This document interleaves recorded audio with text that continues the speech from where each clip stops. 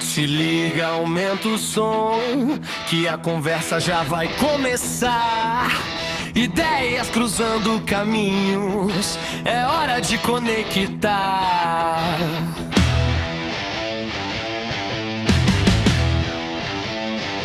É um podcast no ar, histórias pra compartilhar.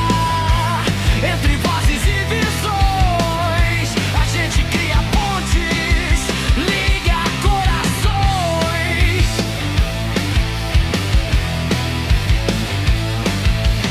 Cada episódio é um encontro, cada fala é direção.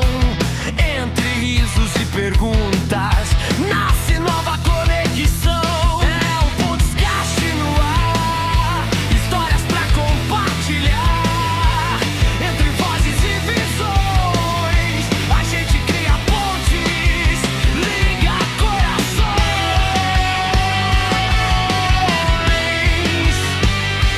Liga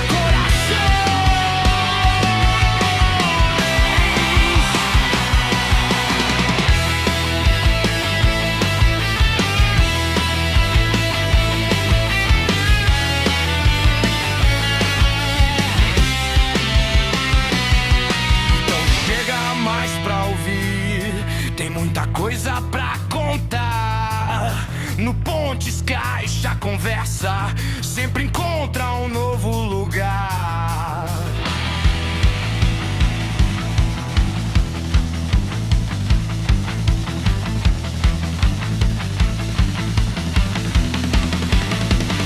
É um podcast no ar, histórias pra compartilhar. Entre vozes e visões, a gente cria pontes, liga corações.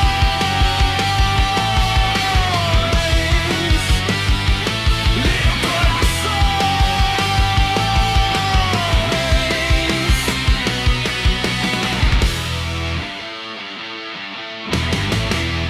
Fala, meus comandantes do sucesso! Por aqui, Alisson Pontes, coronel da Polícia Militar do Estado de São Paulo, juntamente com a minha irmã Luciana Pontes, médica e hipnoterapeuta. Estamos dando início a mais um Pontescast, Conexões de Sucesso, onde a gente traz programa que a gente traz pessoas de sucesso, pessoas que inspiram, pessoas que motivam, pessoas muitas vezes polêmicas, mas que são pessoas, acima de tudo, do bem, que lutam por uma causa, que lutam por um país melhor.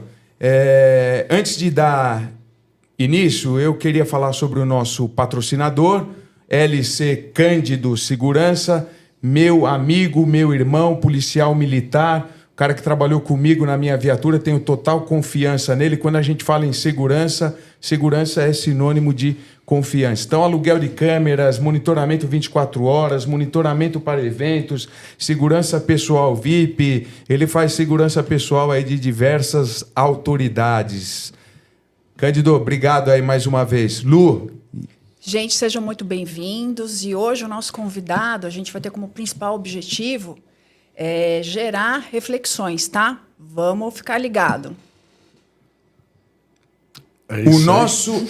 O nosso convidado de hoje, eu vou fazer uma rápida apresentação dele aqui. Todo mundo já conhece, mas é sempre bom a gente falar mais especificamente do currículo. O Vitor Ruiz, Guarda Civil Municipal de Itapevi, especificamente da ROMU, influenciador com aproximadamente 3,5 milhões de seguidores, pré-candidato a deputado estadual por São Paulo, assessor na Secretaria de Segurança de Itapevi, entrou no Exército aos 18 anos, veio de família humilde e fez do combate à criminalidade e da defesa da família sua bandeira pública, uma das vozes mais ativas sobre segurança pública nas redes sociais brasileiras. Vitor, seja bem-vindo. Obrigado aí pela presença. Queria que você fizesse uma consideração inicial aí, uma saudação inicial, para a gente já começar. Eu vou começar arrebentando já. Rasgando já. Tá bom, estamos acostumados. Pancadaria. Gente, obrigado, viu, por estar me recebendo aqui. É de uma enorme satisfação estar compartilhando essa tarde aqui com vocês. Tem boi na linha, com algumas informações aí, a gente já vai falar um pouco disso, né? Sim, algumas informações são presentes, né? Eu, como vocês comentaram, eu vim de uma linha da segurança pública, com atuação no Exército brevemente, depois na Guarda Civil Municipal. Após isso, atuei na Secretaria de Segurança Pública também, em funções administrativas, mas acabei me afastando dessas atividades para seguir no setor privado e também para seguir no ativismo político, porque eu acredito que essa é uma missão, um propósito particular meu, e eu decidi me afastar do funcionarismo público para seguir por essa linha. Então, fui empreender. E estou muito ativo na questão das redes sociais também, batendo em cima de tudo que há de ruim, de incômodo na sociedade. A gente recebe denúncia, recebe irregularidades, a gente está indo em cima para tentar fazer do Brasil um lugar melhor, essa é a verdade, né? Então, mais uma vez, meus agradecimentos. Estamos aqui para responder as perguntas e contar um pouquinho de como vem sendo essa trajetória. Beleza, Vitor. Eu já vou iniciar de uma forma bem... como você pode observar aqui nessa mesa aqui, ó, eu tenho, talvez são as maiores conquistas que eu tive na minha vida. Eu vou falar um pouquinho de mim e eu vou explicar o porquê, né? Eu fui comandante de pelotão de rota noturna durante 6, 7 anos. Trabalhei em diversas forças táticas no estado de São Paulo. Trabalhei comandei o BAEP, fui subcomandante do BAEP, Batalhão de Ações Especiais de Polícia. Eu digo isso porque é uma profissão que exige muita coragem, Real. né? Muita determinação, muita coragem acima de tudo. Mas confesso para você que eu vendo uns vídeos aí seus aí na USP, vídeos na Paulista, eu falei, olha, eu não sei se eu teria essa coragem, né? Coragem que a gente tem para trocar tiro com bandido, a gente já trocou por diversas vezes. Se tiver que sair na mão, eu sou jiu-jiteiro também, a gente sai na mão também, o que precisar a gente sai na mão. Mas a questão é a trairagem, né? Eu fiquei observando por várias vezes você caminhando e às vezes os caras jogam uma pedra, pode jogar uma pedra, sim, coisa que você foge do seu controle, foge Exatamente. do controle de quem está com você. Você vai com um fotógrafo apenas, um cara que filma só. Então, para mim, é algo que chamou muita atenção. Eu falei, nossa, eu vou levar esse cara no podcast porque é sensacional, é espetacular. Então, eu queria que você falasse sobre da onde que veio essa sua coragem, que é algo inacreditável. Legal. Assim como você, meu irmão, eu tive uma experiência na segurança pública, talvez com menos intensidade, porque a sua carreira foi bem mais longa que a minha na rua, pelo que eu posso entender aqui. Mas eu tive esse contato com a criminalidade, com a violência, com bandido da pior espécie. E a gente vai criando uma casca, né? Você vai criando uma expertise, um gerenciamento, você aprende a gerenciar crise, enfim. Então, tudo isso me deu essa malícia de rua, esse entendimento para poder gerenciar alguns confrontos. Mas hoje, essa atividade que eu pratico nas universidades, às vezes, nas manifestações, enfim, que a galera vê nas redes sociais, muitas delas são coisas que a gente acaba encontrando, são como se fossem flagrantes ali. e é totalmente diferente quando você está numa viatura, quando você está empossado do poder do Estado, com mais colegas ali cobrindo você, armado, fardado, você está com colete, enfim, você está mais calçado, entre aspas, né? Quando você sai desse âmbito e vai tentar fazer justiça com as próprias mãos, entre aspas, se torna muito mais perigoso, principalmente em ambientes hostis, com gente desequilibrada, gente descontrolada, a fim de fazer besteira com o primeiro que eles puderem fazer. Então, é diferente, é totalmente diferente. Eu não posso dizer que as ocorrências que eu enfrentei, nem de troca de tiro, o que quer que seja, sejam parecidos com isso que a gente vive. A adrenalina vai a milhão, porque você não sabe de onde pode vir um ataque. Às vezes é multidão, às vezes é um negócio que não tem controle mesmo. E o cara pode ser o mais forte que for, pode estar armado, pode estar com segurança. Você tá ali com, às vezes, 10, os caras estão com 1.000, estão com 500, cara. Não tem ninguém que segure. Essa é a realidade. Então, essas coisas começaram a acontecer de uma forma muito natural, porque eu comecei o trabalho nas redes sociais expondo o meu dia a dia na segurança pública. Então, eu postava foto de ocorrência, inspirava pessoas que quisessem seguir nas carreiras policiais, enfim, eu mostrava como é que funcionava. E isso deu certo ali regionalmente, eu comecei a criar um trabalho neste sentido.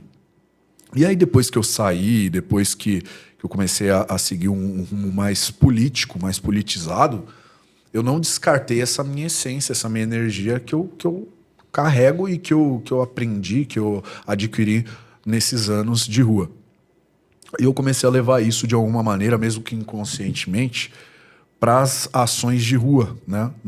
Nos atos de militância, enfim, ativismo político, principalmente quando eu ia mostrar as contradições que a esquerda costuma aplicar em determinadas pautas sociais. E aí sempre havia um conflito ou outro, principalmente em manifestações. Muitas vezes eu acabava trombando com essas manifestações que eu gravei durante um bom tempo direto na Paulista, fazendo entrevistas com a galera, tal, debates ali. E às vezes sempre tinha uma manifestação ou outra. Aí eu ia entrar ali questionar, daqui a pouco você começava tudo muito tranquilo, daqui a pouco o negócio virava em cima e já estava aquela briga generalizada. E tudo isso muito autêntico, assim, não era nada programado. Ah, vamos lá para fazer isso, vamos lá porque vai ter a briga, porque vai ter o confronto. Não, para mim, quanto menos confronto, melhor, mas se tiver também não fujo. Essa é a real. E a direita, por muito tempo, fez esse tipo de conteúdo, fez esse tipo de filmagem, mas sempre fugiu do confronto, essa é a real. Quando dava algum tipo de hostilidade, agressão, os caras colocavam o rabo entre as pernas e saía fugido. Eu sempre olhei para isso com um ar de desprezo, porque eu falava, porra, cara, como é que um bando de moleque desse que não sabe nem definir se é homem, se é mulher, o que é, o cara não consegue definir a própria identidade, coloca gente que se diz homem de verdade para correr. Não dá, velho. É contraditório. Um dia você tá ali prendendo bandido faccionado, outro dia você tá tomando tapa na cara de maconheiro. Não dá. Aí eu sempre coloquei isso na minha cabeça. Se eu me colocar numa situação como essa, eu vou afinar pra esses caras. Vai contra a minha própria honra, velho. Não faz sentido. E aí acabou acontecendo. Mesmo aí não foi algo programado. Foram coisas que aconteceram ali na trajetória. Às vezes, por exemplo, a pegada da USP lá que você comentou. Eu fui lá a primeira vez para passar um abaixo-assinado a respeito de exame toxicológico para estudante de universidade pública. Eu queria saber qual que ia ser a aceitação dos alunos desse tipo de projeto. E, para minha não surpresa, foi baixíssima, né? Ninguém quis assinar o abaixo-assinado. Só que chegando lá, eu me deparei com algumas irregularidades e eu falei, pô, cara, isso aqui não pode. Ninguém vai fazer nada. E conversei com a segurança e tal. Tentei conversar com algum administrador ali, ninguém se responsabilizava por aquilo. Então a gente vai fazer, como qualquer do povo. Porra, tô pagando imposto pra caramba para manter esses caras aqui, eles vão ficar deitando e enrolando em cima do dinheiro público? Não dá. E aí vou lá, arranco os cartazes e tal, isso aí acendeu uma chama, uma ira nos caras. Vai inflamando, né? Inflamou pra caramba. E aí começou a aparecer gente de onde eu nem imaginava, e aí vira a multidão pra cima de você. Só que é aquela coisa, né? É até algo que a gente aprende sobre comportamento humano, né? Quanto mais você se acua, mais você demonstra medo, mais você demonstra que você de fato está apavorado com a situação e que eles estão conseguindo surtir o efeito que eles esperam ali de intimidação, mais eles vão fazer, mais eles vão sentir a vontade para agredir, para hostilizar e para te tocar dali. Com uma postura firme, com uma postura dando um recado pro cara ali de que você não vai afinar para ele, que você não vai permitir que ele ultrapasse a linha do limite, ele começa a pensar duas vezes antes de tomar uma atitude, mesmo em multidão. Tem até um vídeo que você comentou da Paulista lá e tal, que tinha muita gente. Você percebe que tinha uns caras ali de torcida organizada, os caras grandes mesmo, pesado. E os caras começam a falar, não vai te bater, não vai fazer, não sei o quê. E eu sustento a posição ali. Eu falo, então vem que vocês vão tomar também. Se bater, vocês vão tomar. E aí eu começo a imaginar o seguinte, pensa comigo. O cara que tá falando que vai agredir, beleza, é o brabo ali e tal, ele pode até estar se garantindo com alguma arte marcial, alguma coisa do tipo. Só que ele não sabe quem que tá do outro lado. Ele não sabe o que você é capaz, ele não sabe o que você tá guardando para ele ali também. Mesmo que ele esteja em multidão, quem da multidão é o primeiro a querer tomar um socão no meio da cara? Ninguém quer, velho. Eu não quero. Então, eles pensam isso também. O ser humano também sente medo. Todo ser humano sente medo. Não importa se tá em bando, não importa se é grande, se é pequeno, sente medo. Então, eu sempre sustentei muito esse posicionamento no intuito de o quê? Porra, sempre tive a filosofia de que se for para cair, eu vou cair atirando. Poucas ideias. O cara pode vir tentar tirar minha vida, pode tentar prejudicar, fazer qualquer coisa contra a minha integridade. E pode até conseguir, mas eu vou até as últimas consequências para poder cuidar da minha integridade. Então é basicamente isso que acontece nesses conflitos, né? A gente acaba se metendo, sim, querendo ou não, em diversas situações de crise de verdade, preocupantes. A gente tem que tomar todo o cuidado para que não evolua para algo pior. Mas a gente não foge do conflito, cara. Eu acho que se a gente continuar permitindo isso debaixo dos nossos narizes, a gente vai continuar sendo uma nação fadada ao fracasso. Vitor, sabe o que eu queria te perguntar? É óbvio que, para gente que não é militar, eu tenho muito medo desse efeito manada, né?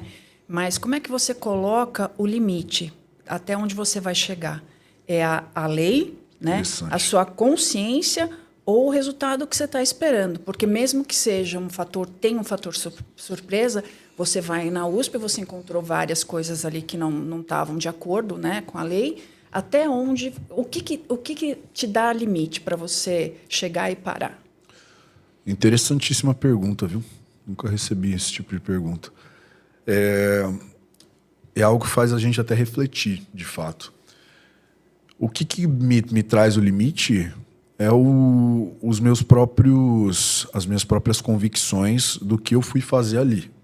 O que nós viemos fazer aqui? Nós viemos resolver um problema, nós viemos mostrar contradições, nós viemos expor o problema. Qual foi? Eu vou seguir nesse mapa mental. Pô, o que eu fiz? O que eu vim para fazer aqui? Ah, foi isso, isso, isso. Já fizemos? Sim ou não? Se não fizemos, vamos concluir a missão. Se não foi concluída, a gente tem que fazer. É o resultado, então, não é o resultado. Mas é lógico. Eu estou construindo uma reputação, um posicionamento, uma imagem. E além de construir essa imagem, eu preciso mantê-la.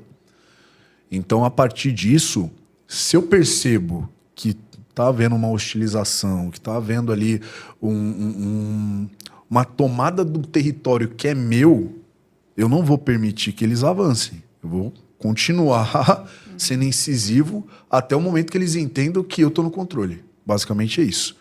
Olha, vocês não vão botar a gente para correr. Aqui é um ambiente público. Eu vou sair se eu quiser, a hora que eu quiser, no momento que eu entender que tudo que eu tinha para fazer aqui já foi feito.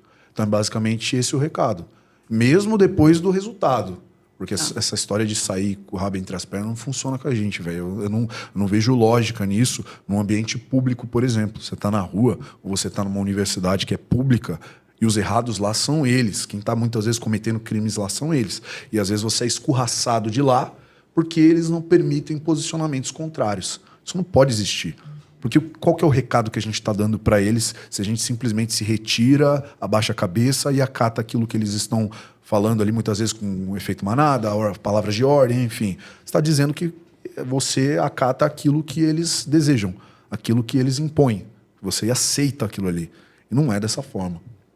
Então, quando eu percebo que o objetivo foi cumprido e que não há mais necessidade da gente continuar ali aquela ofensiva, aí é hora de tirar o pé, até para não inflamar mais. Tá, porque aí a gente não sabe até onde pode ir, né? Essa é a real. Vitor, em cima dessa sua postura de não fugir ao confronto, pelo contrário, de ir para cima do confronto se for necessário, aqui no nosso programa, no nosso podcast, a gente propõe desafios, tá? Desafios para os convidados. E eu tenho certeza que em cima de tudo que você já passou na sua vida, tenho certeza que vai ser um desafio muito fácil para você. Lá tá? vem. Eu vou te propor um desafio no final do programa, tudo bem? Tá Tranquilo? joia, Você vai vambora. para cima, tem coragem? Com certeza. Ou vai Não, arregar? não vou arregar não, pô. É? Vambora. Pô, então E a tá gente bom. não vai Único- bater com bicicleta em Só- você, né? Você só não pode me propor pra me filiar no PT, velho. Aí eu já, de Não, cara, não, já isso aí declino. Não, isso aí não, pelo amor de Deus. Isso aí não. Não dá, né? Não dá. Deixa eu te falar.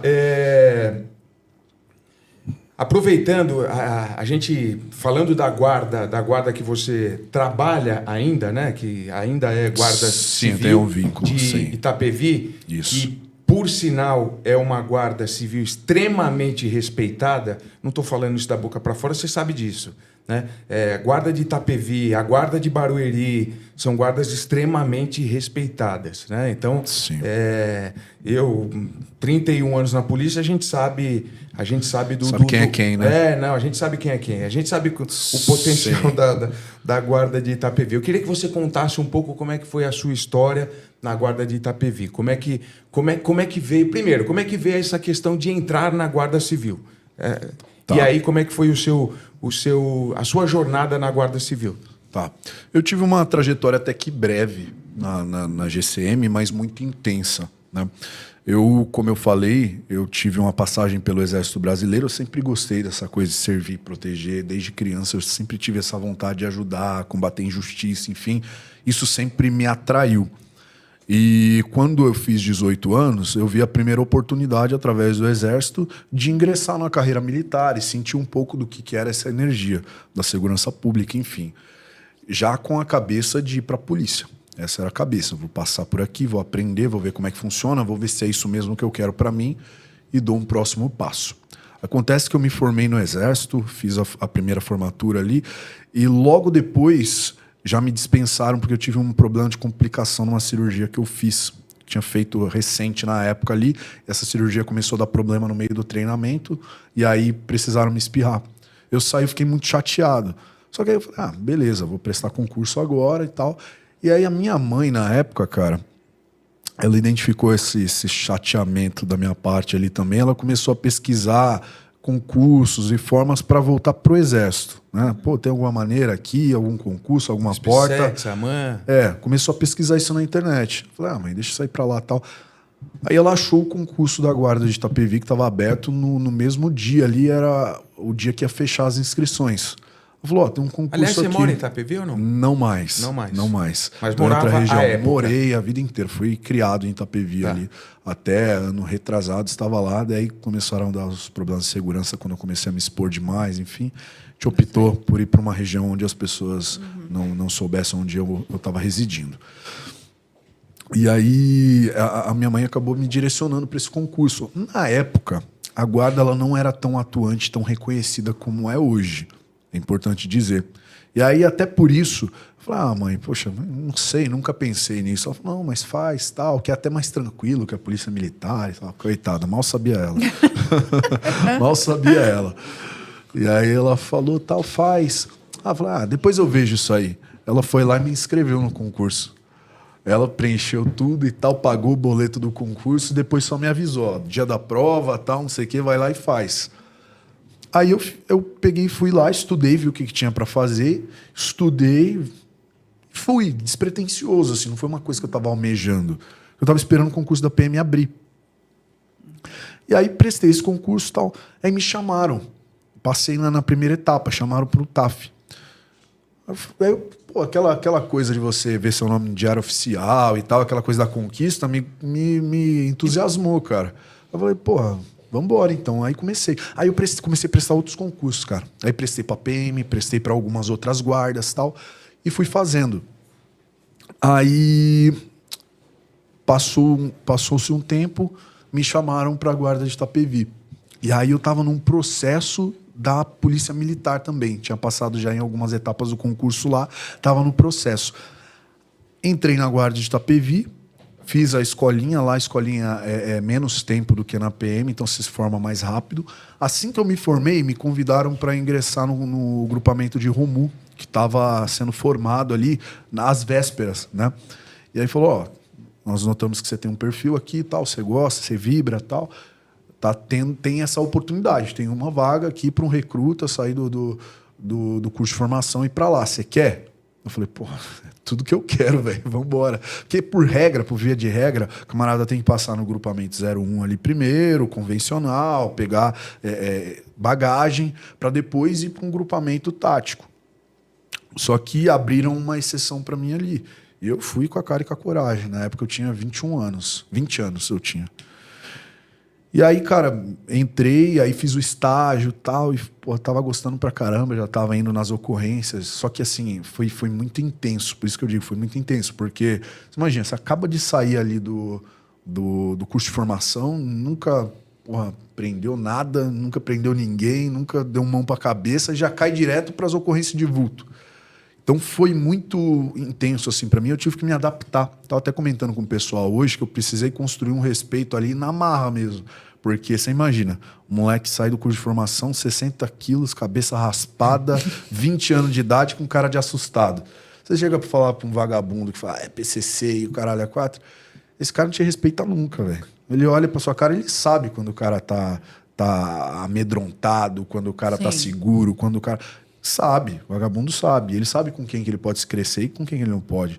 Então eu enfrentei essas dificuldades no começo até começar a dar porrada nos outros. Aí o negócio melhorou. Quando eu descobri o poder da violência. A adrenalina subiu, né? Porra, os caras vinham pra cima, pô. Você vem, mão pra cabeça, o cara vem pra cima de você, velho, senta a porrada que resolve. E resolve.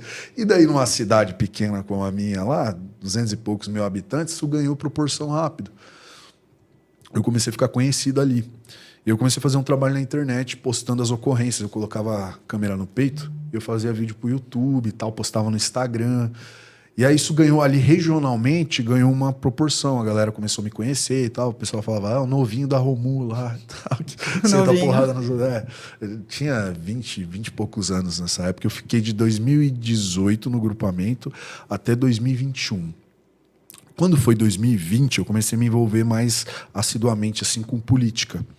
E aí veio convite para ser candidato e tudo mais, tal, por conta dessa relevância que eu ganhei ali regionalmente. E aí não ganhei eleição, saí candidato, não ganhei eleição, mas fui convidado a cumprir uma função administrativa na Secretaria de Segurança.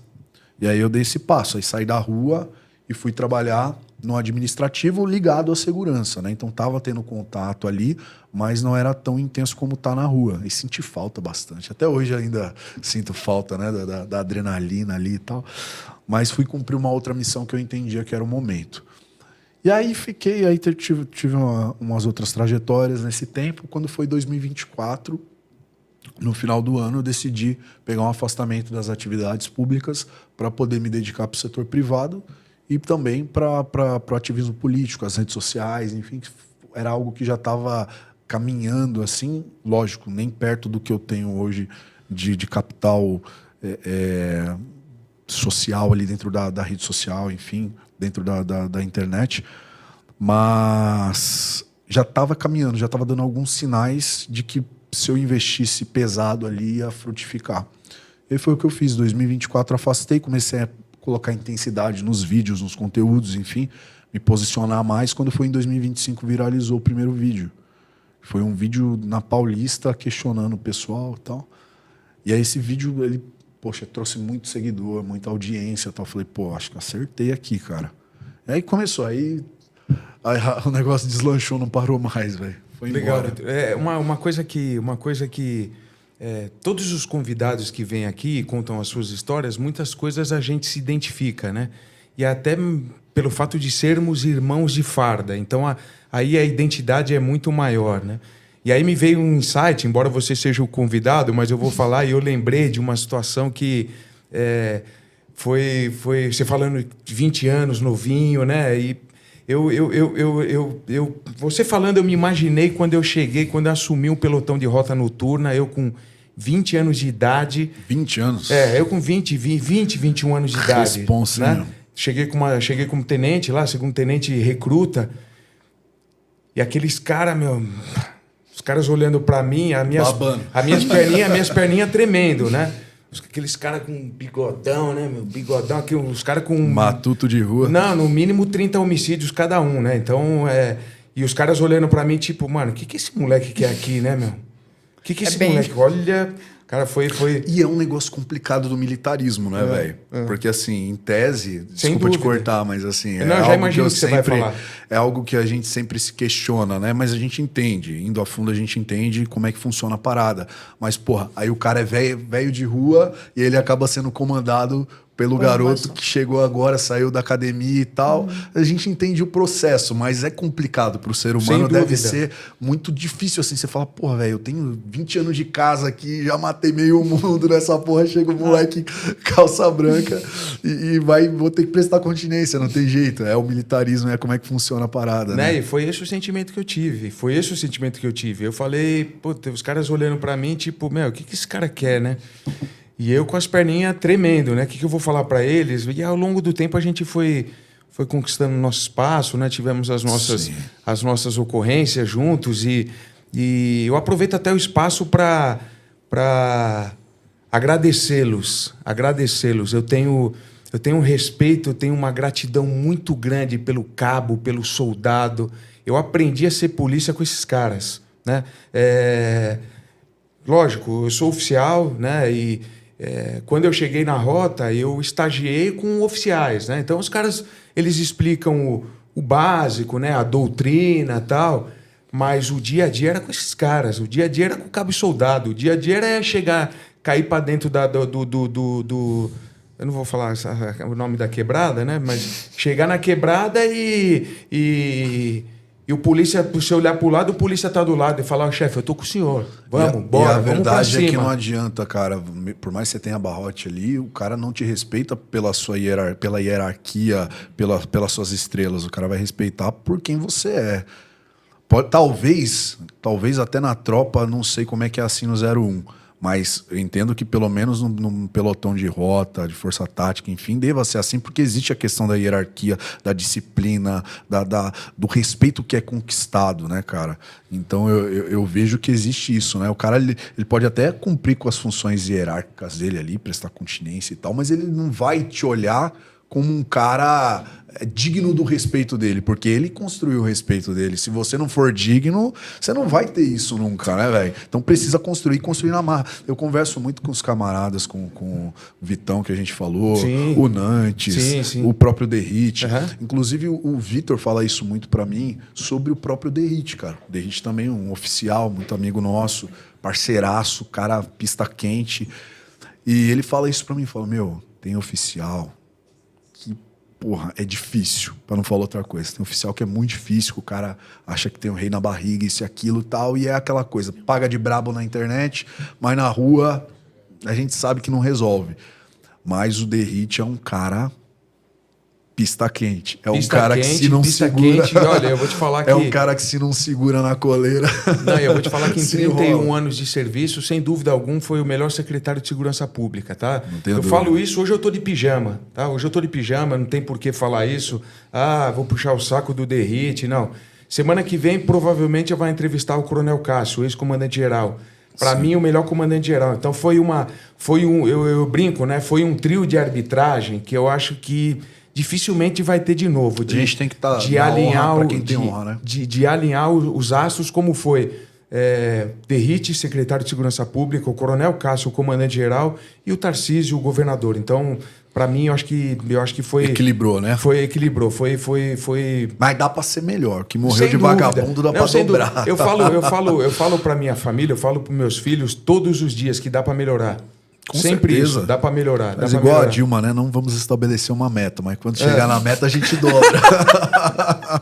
É mais ou menos isso. Mas não, eu também não sou esse cara que gosta de ficar puxando o saco de ninguém, isso e aquilo, mas eu acho que quando o cara tem honra, a gente tem que dar honra. Então a gente entende essa diferença, muitas vezes, do oficial pro praça, tal, as dificuldades ali até no serviço. E um cara como o Derrite, que é oficial, e você também, agora a gente está se conhecendo, né, entendendo melhor aí a trajetória um do outro, eu acho que o cara, quando ele se propõe a ir para cima e deixar qualquer vaidade de lado e tá junto da tropa, tá junto da sua equipe ali, e resolver o problema e servir a população, esse cara é digno de respeito. Inclusive, quero deixar meu abraço aí pro capitão Derrite, brabo. Se Deus quiser, vai ser nosso senador a partir do ano que vem. Abração, Derrite, um abração. A gente estava falando de importância da história, né? Eu lembrei agora de um. Ontem eu encontrei fui jantar com o Cândido, que eu fiz a propaganda aqui da segurança, né? E aí eu estava com a minha esposa, né? Eu não gosto muito de falar, né? Mas ele falou a gratidão que ele tem por mim, a maneira que eu tratava, né? O pessoal, o modo que eu lidava com a tropa, né? Com os cabos e soldados, a ponto até de ter oficiais dor de cotovelo falando que eu era promíscuo com tropa, né? Então isso na época me deixou muito magoado, mas eu sempre mantive a cabeça em pé e sempre fui um cara muito tropa. E aí me veio à cabeça, eu queria até expor aqui para o pessoal, né? Um momento importantíssimo na minha vida foi há 1 ano e meio atrás, quando eu fui para a reserva. Eu estava como comandante do 10º Batalhão, que é Santo André, né? O 2º maior batalhão em efetivo, na questão de efetivo de São Paulo. 1.100 homens e mulheres, o 10º Batalhão, Santo André, né? Complicado, hein? E aí, anteriormente, eu fui subcomandante e comandante interino do 6º BAEP, que é o Batalhão de Ações Especiais de Polícia. E nós chegamos lá e conseguimos, com esse pensamento de respeito ao cabo e soldado, a gente conseguiu triplicar a produtividade do batalhão na região. Diadema, Santo André, São Caetano, Mauá, Ribeirão Pires. Cara, um negócio sensacional. No dia quando eu estava lá eu estava já pensando já em aposentar, falando em aposentar, né? E aí 2 tenentes do 6º BAEP, eu estava no 10º Batalhão, 2 tenentes do 6º BAEP foram lá falar comigo. Ô, chefe, a gente está sabendo que o senhor vai embora. Eu falei, vou embora. Eu tinha um sonho de comandar a rota, politicamente não deu certo, infelizmente, até porque... tinha o Coronel Takahashi, que é da minha turma, né? Eu jamais investiria para passar rasteira no cara, porque é meu irmão, né? Meu irmão de turma. E... chefe, o senhor pode descer com a gente e ir lá na frente do batalhão? Eu falei, vamos lá. Cara, eu cheguei, aquilo... Marcou. A tropa inteira do 6º Batalhão, do 6º BAEP, a tropa inteira em frente ao 6º BAEP, as viaturas e os tenentes, né, falando o agradecimento, né, do tempo que eu servi lá no 6º BAEP, e eu olhando para os policiais, cara, vários policiais, vários pais de família com quase 30 anos de polícia, os caras descendo lágrima, chorando. Aquilo, para mim, eu me senti no filme do Gladiador, sabe? Aquela parte que ele passa no corredor e os caras ficam... É sensacional. Então é algo que é a história que a gente cria, né? Em cima do respeito, cara, pelo ser humano. Vale a pena. No final é gratificante total. Eu passei por algo parecido fora de instituição esses dias na USP, cara. Não sei se vocês viram isso aí. A gente esteve lá para atender o chamado dos estudantes, eles estavam fazendo greve lá, a maior bagunça e tal. A gente foi lá para ajudar. Aí cheguei lá, fiz o que tinha que fazer, acionei a polícia militar, os caras restabelecerem a ordem, enfim, e nós subimos para o 2º andar, onde estava acontecendo tudo. Tinha um coordenador lá, né? Tinha umas mesas, tinha umas cadeiras. Isso. Coordenador, você falou, você é coordenador, você não sabe de não nada resolve, que está acontecendo aqui? Não resolve? Foi. E aí, quando eu tô saindo de lá, velho, os alunos começam a bater palma, ovacionar e agradecer e tal, e pega na mão e pede pra tirar foto. Porra, pra mim isso aí foi gratificante demais, porque eu não tava esperando, e além de não estar esperando, eu estava acostumado com o contrário. Toda vez que a gente vai lá, os caras tentam botar a gente pra correr, isso, aquilo, tal. Naquele dia, tinha tanta gente do bem lá, que eles agradeceram a nossa contribuição. Então, cara, esse sentimento ele é fantástico e mostra que correr pelo certo, fazer o certo é gratificante. É gratificante nesses momentos que vem a recompensa, né, cara? Que vem os olhares ali e você recebe honra das pessoas, né? Isso aí não tem valor. Agora, Vitor, sabe o que eu estava pensando aqui? Irmã de militar, né? A gente até comentou um pouquinho disso lá nos bastidores, com relação à preocupação da família, né? Porque tocava o telefone lá em casa, obviamente ficava todo muito preocupado. Eu queria saber como é que você lida com isso, com a sua família, desde o início. Como é que a sua família... assim, a gente admira demais, óbvio, né? A gente Obrigado. sabe que vocês estão se sacrificando pela sociedade e grande parte das vezes vocês não são reconhecidos, né? Mas tem aquele medo, né? Que é de perder vocês, porque todos têm família, né? Tem pai, mãe, tem filho, tem esposa, tem marido. Então, isso é bem complicado, né? Para a dinâmica, Fazendo um gancho da pergunta que ela fez, eu vou falar rapidamente como é que, diferentemente da sua mãe que te inscreveu para fazer a prova, eu me lembro até hoje como foi quando saiu o resultado da Academia do Barro Branco. A minha mãe foi me buscar no ginásio do Ibirapuera. Eu tinha acabado de fazer a escola preparatória de cadetes do Exército, né? Eu sentei no banco do carro, ela chorando. Eu falei, mãe, o que aconteceu? Mas chorando assim, copiosamente. Eu falei, mãe, o que aconteceu? Ela fez assim, ó. Jogou um telegrama. Na época, telegrama. Jogou um telegrama. Eu abri o telegrama, parabéns, você foi aprovado na Academia do Barro Branco. Eu, mãe, pelo amor de Deus, eu fui aprovado no Barro Branco. E ela chorando, filho, estou chorando de orgulho, de emoção, mas ao mesmo tempo medo. Preocupação. Eu tenho medo. E hoje, como pai, né? Meus filhos já... Um já se formou em Direito, está trabalhando na área tributária, e o outro está fazendo administração. Seguiram E as pessoas caminhos. sempre me perguntam, né? Você tinha vontade dos seus... Teria vontade como orgulho, né? Mas medo, ao mesmo tempo medo. E é essa pergunta que a gente faz para você, referente à sua família. Cara, eu não tenho dúvida de que todas as pessoas mais próximas a mim, desde da minha mãe até os meus filhos, temem pela nossa vida. Porque por mais que hoje eu não esteja mais atuando na rua e indo para as ocorrências ditamente numa viatura, enfim, o meu trabalho ainda assim continua sendo perigoso. E mesmo que eu não fizesse o que eu faço hoje, nessa questão do ativismo, enfim, cara, uma vez que você dificilmente você deixa de ser. E quando eu digo isso, eu não digo, cara, porque o cara passou por uma corporação policial, porque o cara vestiu uma farda, porque tem muitos aí, tem paisano muito mais pista quente Sem do que dúvida. Com certeza, Sem né? dúvida. polícia aí, cara. Fato. Agora, o cara que é de verdade, ele nunca deixa de ser. Inclusive, o vagabundo sabe disso. E ele sempre vai olhar pra você com um olhar de maldade. Olhar do, porra, se você der as costas pra mim, eu tiver oportunidade, eu ferro tua vida. Basicamente isso. Então, pra sempre você vai ficar alerta, o teu tirocínio nunca morre, você sempre vai estar nos ambientes, tomando cuidado, enfim. Então, é uma coisa que é pra vida, velho. Não tem como você descartar, não tem como você deixar pra trás. Lógico, cai um pouquinho do drive, cai um pouquinho daquela adrenalina 24 horas, mas não deixa de existir. Então esse medo ele também é constante, até porque eu sou um cara que me posiciona demais assim na internet contra o crime organizado e contra tudo que há de errado. Você se envolve no meio político, você sabe o quanto é sujo, o quanto as pessoas matam e morrem por conta de poder, por conta de dinheiro. Então quando você mexe nessas feridas, você já está também se colocando à prova ali e o risco se torna dobrado. Essa é a verdade. Perdão. Então eu acredito que minha família tem sim esses receios, principalmente minha mãe. Mas ao mesmo tempo, principalmente minha mãe, mais uma vez falando, porque eu acredito que a mãe é a que mais... Ela te incentivou também, a gente sente. Né? O coração da mãe eu acho que é o que fica mais apertado de todos, né? Todo mundo sente, mas a mãe não tem jeito, cara.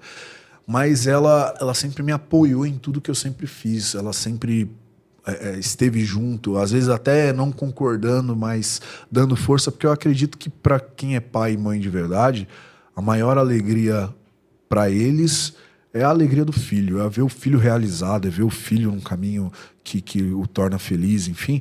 Então eu acho que foi justamente isso que aconteceu com ela, mesmo com o coração apertado, mesmo com todos os receios que tem até hoje, ela olha e ela vê eu trilhando um caminho que é digno, que é honrado, e isso acaba sendo maior do que as preocupações, né? Mas agora, de fato, é uma coisa que a gente precisa aprender a conviver, não tem jeito. Às vezes até eu mesmo temo pela minha vida. Poxa, eu tenho 2 filhos. E eu fico imaginando, se acontece alguma coisa comigo, o que vai ser deles? Eu perdi meu pai muito cedo, 18 anos de idade. Já era criado, mas mesmo assim senti bastante, sinto até hoje. Você imagina 2 crianças, é pesado. mas a gente entende ao mesmo tempo que alguém tem que fazer a parada acontecer. Alguém tem que cumprir a missão. Então, se você sente no coração essa motivação e se Deus te coloca no lugar, cara, tem que ir pra cima do problema. E aí é uma coisa que a gente tem que aprender a conviver, não tem jeito, né, cara? Você Eu sabe, tomei um Vitor? tiro de raspão na cabeça no Jardim Miriam. Olha, a gente não sabia disso, tá vendo? Olha aí, mãe. Ele contando agora. E eu... Olha aí. A gente não sabia Revelações. disso. E a única pessoa que eu lembrei na hora foi minha mãe. Minha mãe. Me veio a minha mãe na cabeça. Eu não imagino qual deve ser a dor de uma mãe ao perder um filho, cara. Ainda mais Todo em mundo, batalha, um né? filho que perde o pai é dolorido, é doloroso, uma irmã, uma esposa, toda perda é dolorosa, mas uma mãe deve ser pesado demais. Porque imagina você sofrer todo o processo de uma gestação, você ter o processo da Educação, criação, não, você né? sofrer as dores do parto, você ter sim. todo aquele procedimento que é invasivo, que é algo marcante na vida da pessoa. Eu imaginando, tá? De fora. E aí tem o processo de cuidar, de educar, de amamentar, de dar comidinha na boca. E aí o filho vai lá e muitas vezes morre na mão do vagabundo. Cara, isso deve ser terrível, cara. E é por isso que eu tenho sangue no olho quando eu vejo esse tipo de injustiça, quando eu vejo esse tipo de atrocidade, porque ninguém deveria passar por isso, cara. O sentimento de você ser tomado, alguém tomar, não algo que é seu, mas algo que faz parte de você. Você sabe que eu achei muito interessante aqui na conversa, que eu percebi no seu relato, e eu convivi, obviamente, com meu irmão. O meu irmão foi uma criança extremamente questionadora, ele nunca gostou de injustiça, né? Eu imagino que você tenha sido uma criança também extremamente questionadora, e também a injustiça, acho que, né, também caminhou. E, associado a isso, eu te pergunto, que me chamou muito a atenção, você fala, agora eu entrei na vida política, não sei o quê. Você está na vida política, você acha que você vai conseguir resultados por indignação sua? Porque você me parece um homem bem, né? Assim, você luta contra todas essas injustiças e você é indignado, né? Sim. Assim como o meu irmão, que agora ele está aposentado, né? Mas ele sempre carregou isso, a gente era muito vívido, né? Nas células dele. E você acredita que seja talvez por vocação ou eu quero assim, a vocação junto com a indignação, ou é a indignação e a vocação para você chegar nos resultados políticos? Porque política Eu acredito em chamado e em propósito do ser humano. Acho que todo ser humano ele já nasce com um chamado divino para cumprir uma determinada missão, seja grande, seja pequena, seja dentro das suas atribuições. E a partir disso nasce a indignação. Tá. Por quê? Porque uma vez que você tem esse chamado, uma vez que Deus te impõe essa vocação para uma determinada área, para um determinado segmento, tudo que for contrário a isso vai te indignar, vai te incomodar e vai te revoltar. Então uma coisa é atrelada à outra, uma coisa é condicionada à outra, não é nada, não existe um ativo aqui, olha, eu vou me indignar ou eu vou... Não, você sente isso naturalmente justamente pela sua essência, por aquilo que você foi chamado para fazer. Então é indignação mesmo. Você acha que é primeiro indignação e depois vem a vocação, os Ao atributos contrário, de treinamento? Ao contrário, eu acho que você recebe o chamado e tudo que for contrário ao seu chamado, tudo aquilo que estiver como pedra no seu Te causa caminho, indignação. Sim, te é o causa que te causa indignação e te causa revolta. E a indignação é o motor para que você se mova e tome uma atitude. É aquilo que te revolta. Pô, isso aqui tá errado, isso aqui não pode acontecer, isso aqui não deveria ser assim. Beleza, mediante a isso, o que eu vou fazer? E aí você toma uma atitude. É basicamente eu tô gostando do negócio aqui, cara. As perguntas não estão sendo reflexivas aqui. Eu tô sendo obrigado a fazer uma introspecção aqui para Nós poder somos responder. hipnoterapeutas, você sabia? Tô com medo. Tô com medo aqui. Eu acho que a gente podia aproveitar agora que a gente está falando de indignação e colocar o vídeo do Vitor, né? Porque assim, eu acho que vai ressaltar bem o perfil, né, da indignação. Muito legal. Matheus, por favor, aí. Olha aí, ó. Ó, você percebe aqui? Você consegue voltar aqui nesse vídeo? Ó, eu tô dando risada. E o imbecil vem e me empurra. Quer dizer, você percebe pelo meu comportamento aqui que eu tava confortável. Sim. Até o cara botar a mão em mim. porra, a gente tá ali, tá trocando farpa, tá trocando xingamento, que seja. Aí o cara vem, ultrapassa a linha do limite e aí comete uma agressão. É ali onde o clima esquenta, você percebe? Não, a gente não tá ali pra isso, não tá ali pra brigar com ninguém. Tá ali para mostrar o quanto eles são hipócritas, o quanto eles são criminosos, o quanto eles defendem pautas contraditórias. Só que aí, em algum momento, sempre tem um engraçadinho que faz o que eles estão fazendo aqui. Joga a bicicleta em cima e tal.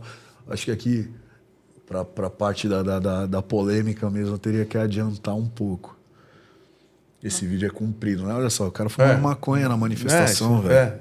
Na cara de pau. Esse aí tava perdido lá, não sabia o que tava fazendo. Como vários, né? Vários que estão lá nem Eles sabem o que eles estão vão de fazendo. caravana, o pessoal chama, eles pagam, dá o pãozinho com mortadela e faz volume.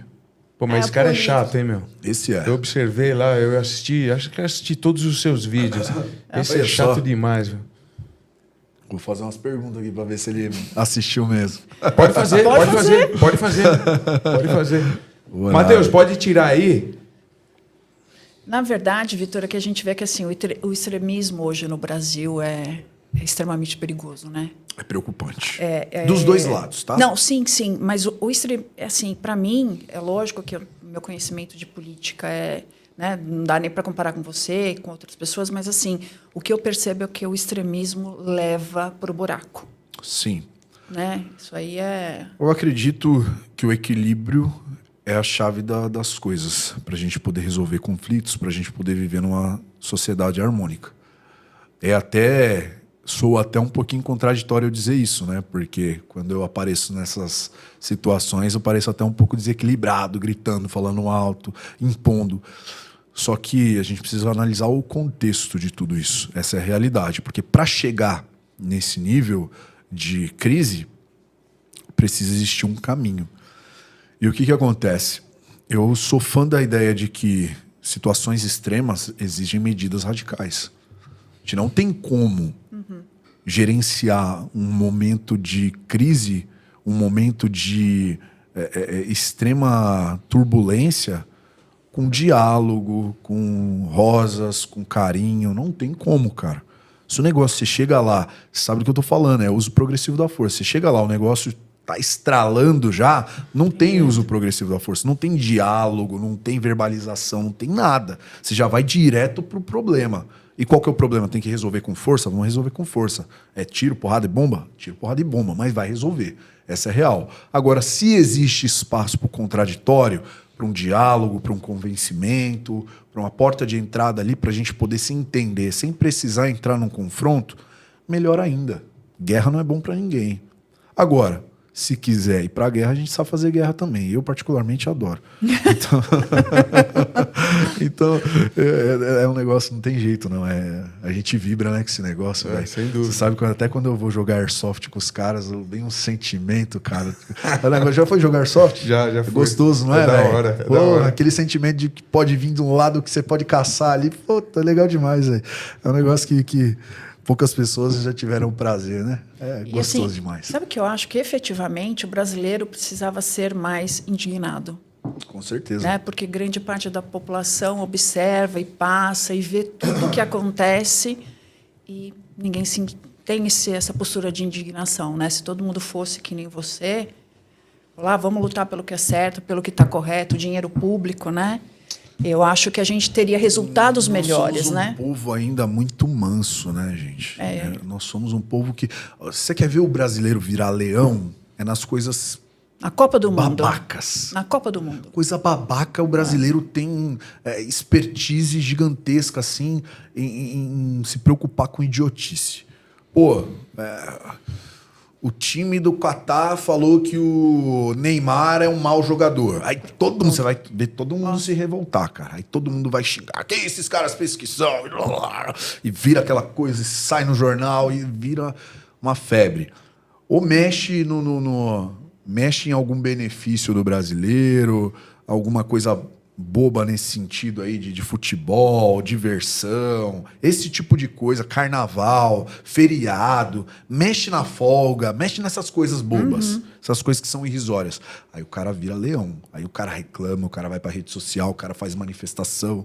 Mexeu com essas coisas bobas, o cara vira leão. Mas enquanto o governo tá sorrateiramente tomando seus direitos, te privando de sua liberdade, roubando você, te soterrando de imposto, aí tá tudo certo. Por quê? Porque é adaptável, né? Ah, aumentou o preço da banana de novo. Ah, mas pensando bem, é só 50 centavos, é só R$1, velho. Não vai custar nada. A Você política entendeu? do pão e vinho, né? Do circo, pão e né? circo, Pão e é, circo, pão e né? circo. Então é bem... É complicadíssimo mesmo. E você chegou a perder amizades depois que você entrou na política, Vitor? Cara, Você sim. perdeu a amizade?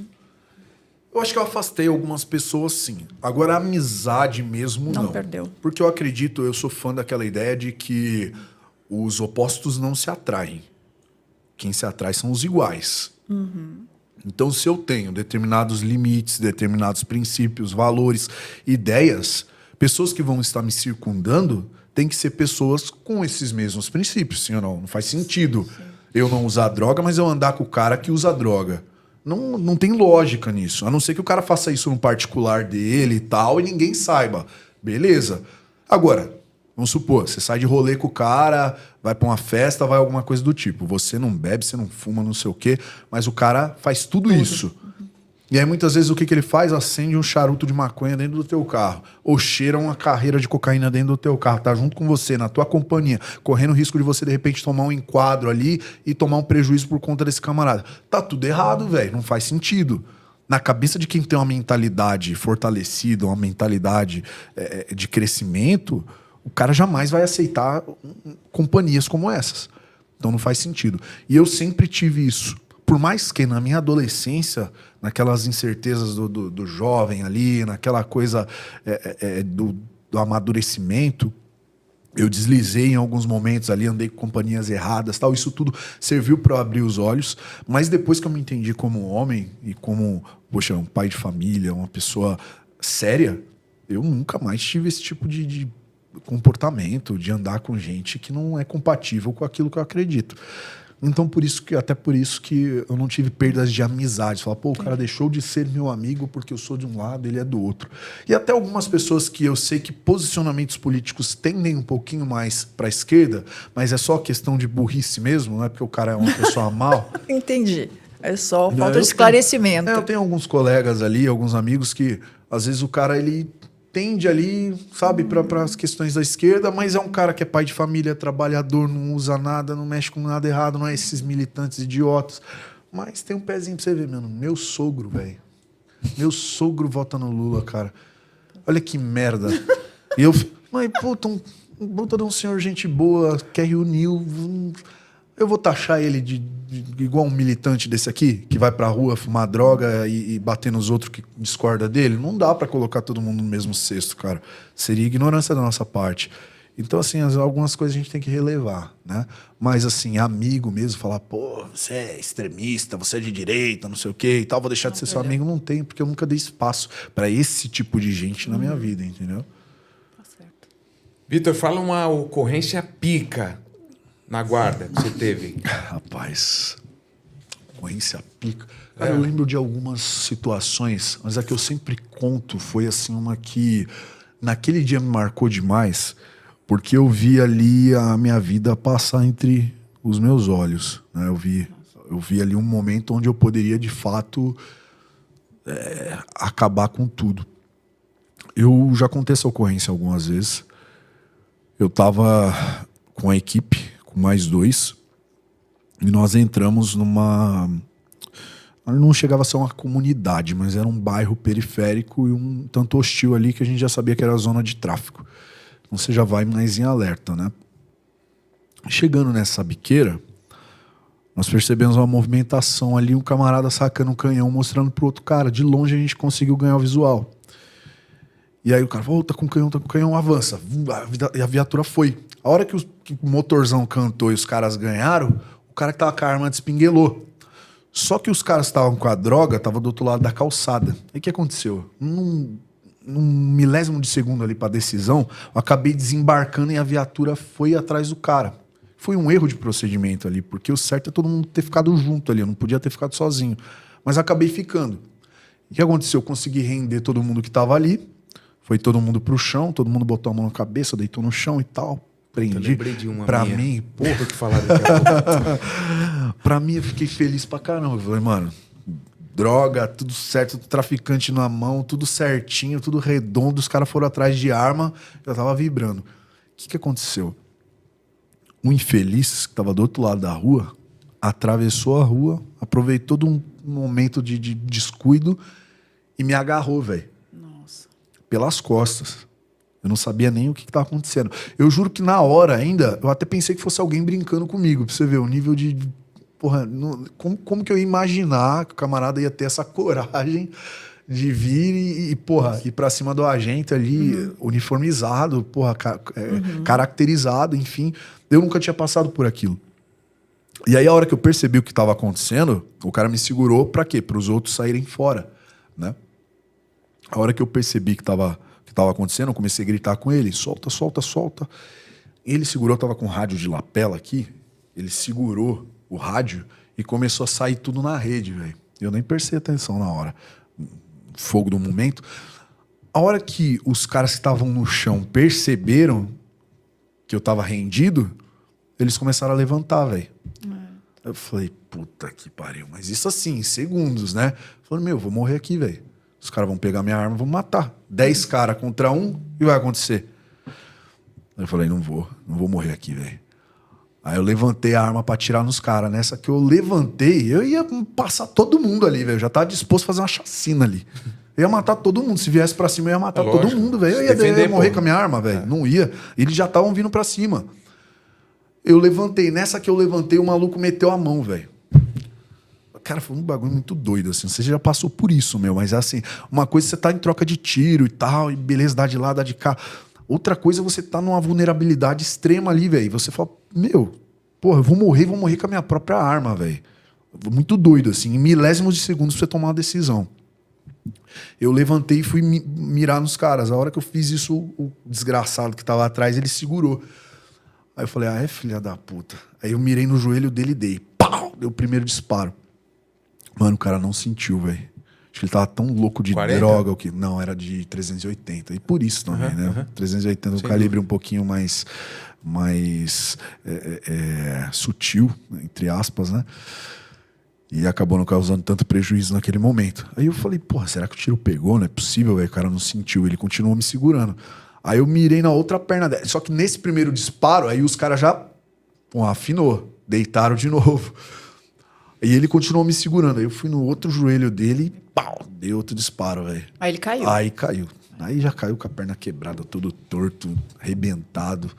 Aí a viatura já tava vindo, aí ele soltou o rádio, velho. Aí já começou aquele Zulu na rede, o pessoal, qual que é Rio? Bagunçado, e daqui a pouco apoio, aí virou aquele negócio, né, meu? Mas essa parada me marcou demais, assim, porque foi a minha vida em xeque. Não foi alguém que a gente prendeu, não foi alguém que a gente matou, não foi alguém... Não, era eu contra uma dezena de caras querendo minha cabeça ali, e você com segundos para poder decidir o que você faz, e com certeza, não tenho dúvida. Aí depois, quando... Esse cara morreu, inclusive.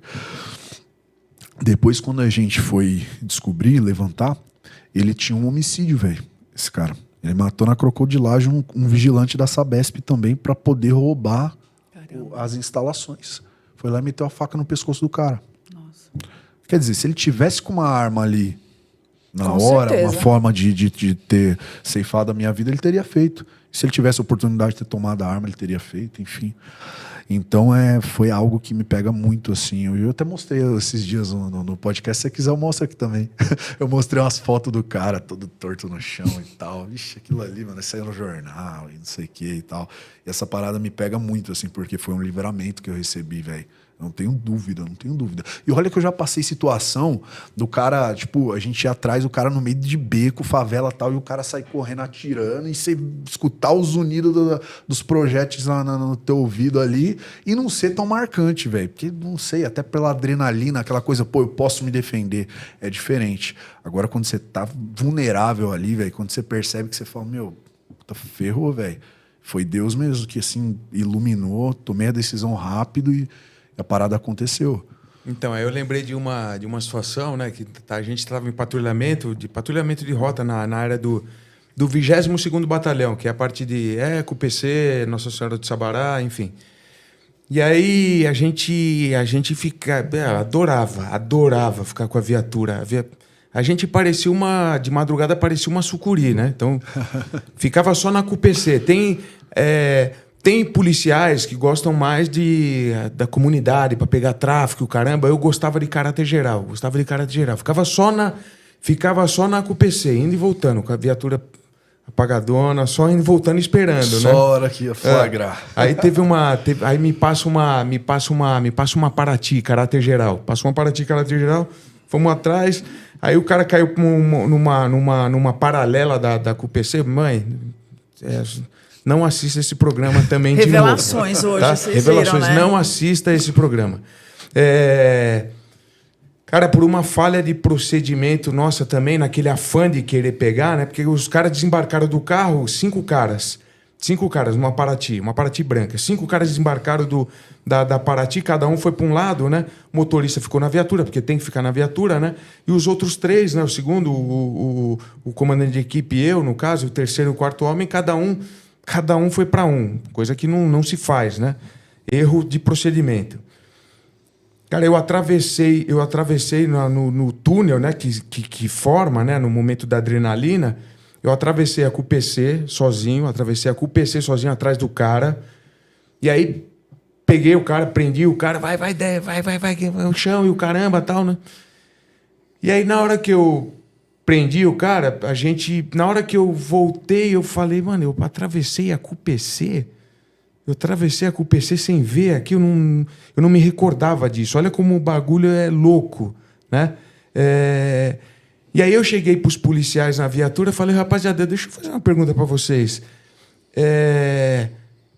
Porque você conhece a CUPC, conhece a Avenida CUPC? Sim. Extremamente movimentada, Então, os caráter geral ia tudo para Diadema, né?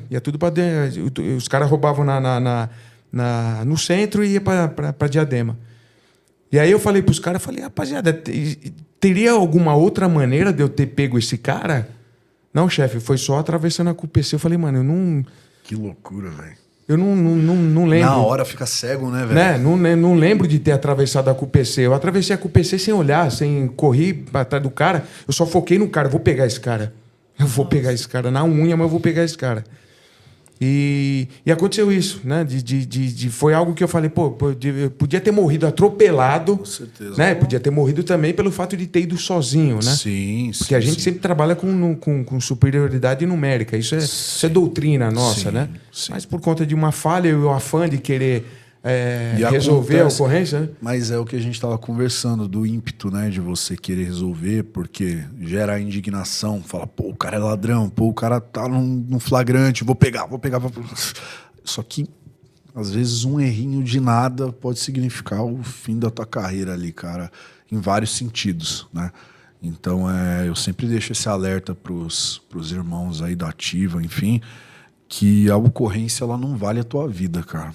Nunca vai valer a tua vida, nunca vai valer o resultado. Você pode prender um caminhão de droga, você pode prender uma dezena de traficantes, de bandido, mas se o preço disso for caro demais, for um camarada teu que ficou para trás, morreu, foi a óbito, ou a tua vida, ou algo que, te causou um prejuízo gigantesco, não vale a pena. Não vale a pena, sabe por quê? Porque, primeiro, você não vai ter gratificação de ninguém, velho. O Estado não vai te gratificar, a população muitas vezes não vai te gratificar, ninguém. Talvez nem a sua gratificação pessoal você tenha, porque o preço foi alto demais, você vai se arrepender. E segundo, velho, a gente tem que entender que sempre vamos ter pessoas mais importantes. É duro falar isso, mas sempre vamos ter pessoas mais importantes do que aquelas que a gente está atendendo.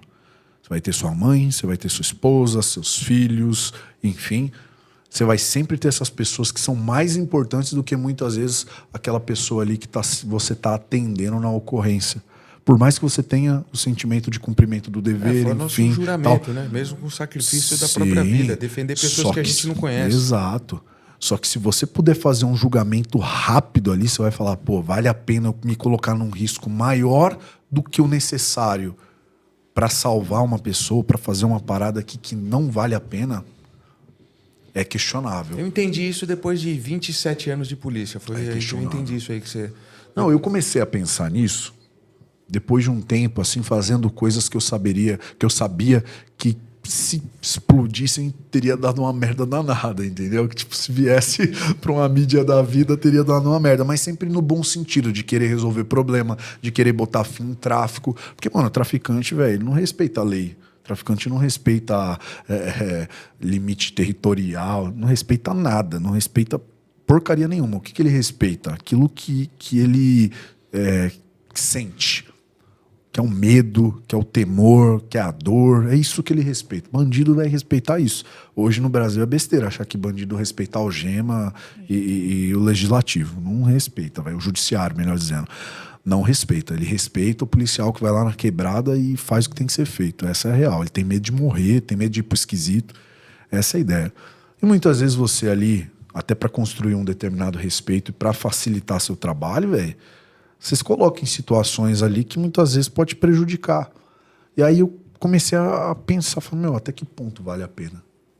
Até que ponto vale a pena eu me colocar minha carreira em xeque, minha liberdade, minha vida? Não vale a pena, velho. E já começa, como eu falei, porque você não vai receber nenhum muito obrigado de ninguém. Ao contrário.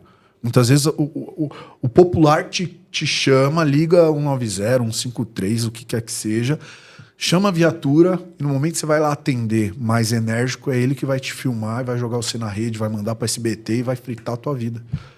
Aí eu te pergunto, vale a pena? Não vale. A minha véio. equipe, a gente salvou uma vez um repórter, não vou falar de qual emissora, né? A gente salvou ele de um sequestro relâmpago. E estavam levando ele para uma quebrada mesmo, que eu não sei nem o que iriam fazer com ele, né?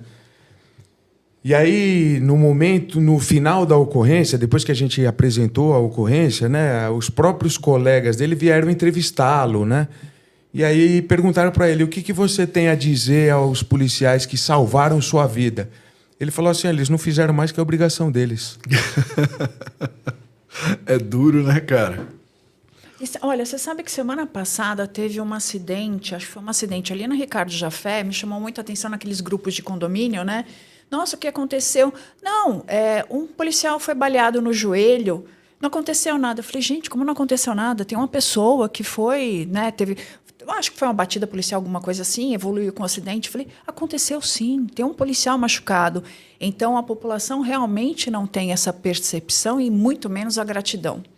Cara. Né? É uma parcela assim, quase que mínima na sociedade que tem esse olhar de gratidão pelo policial, pela profissão em si. Você olha muito nos Estados Unidos, aquela coisa por exemplo, né? Nos Estados Unidos existe muito aquela coisa do patriotismo, da gratidão à profissão do militar, do policial, enfim, daquela coisa do cara ser agraciado, honrado de verdade. E, principalmente os veteranos de guerra, eles são valorizados. Eles recebem a honra devida por parte da população e eles são respeitados acima de tudo. Você não vê gracinha por parte da população com viatura, com isso, aquilo. Tem bandido, tem gente errada? Sim. Tem pra caramba. Uhum. Mas o povo de bem tá do lado da polícia.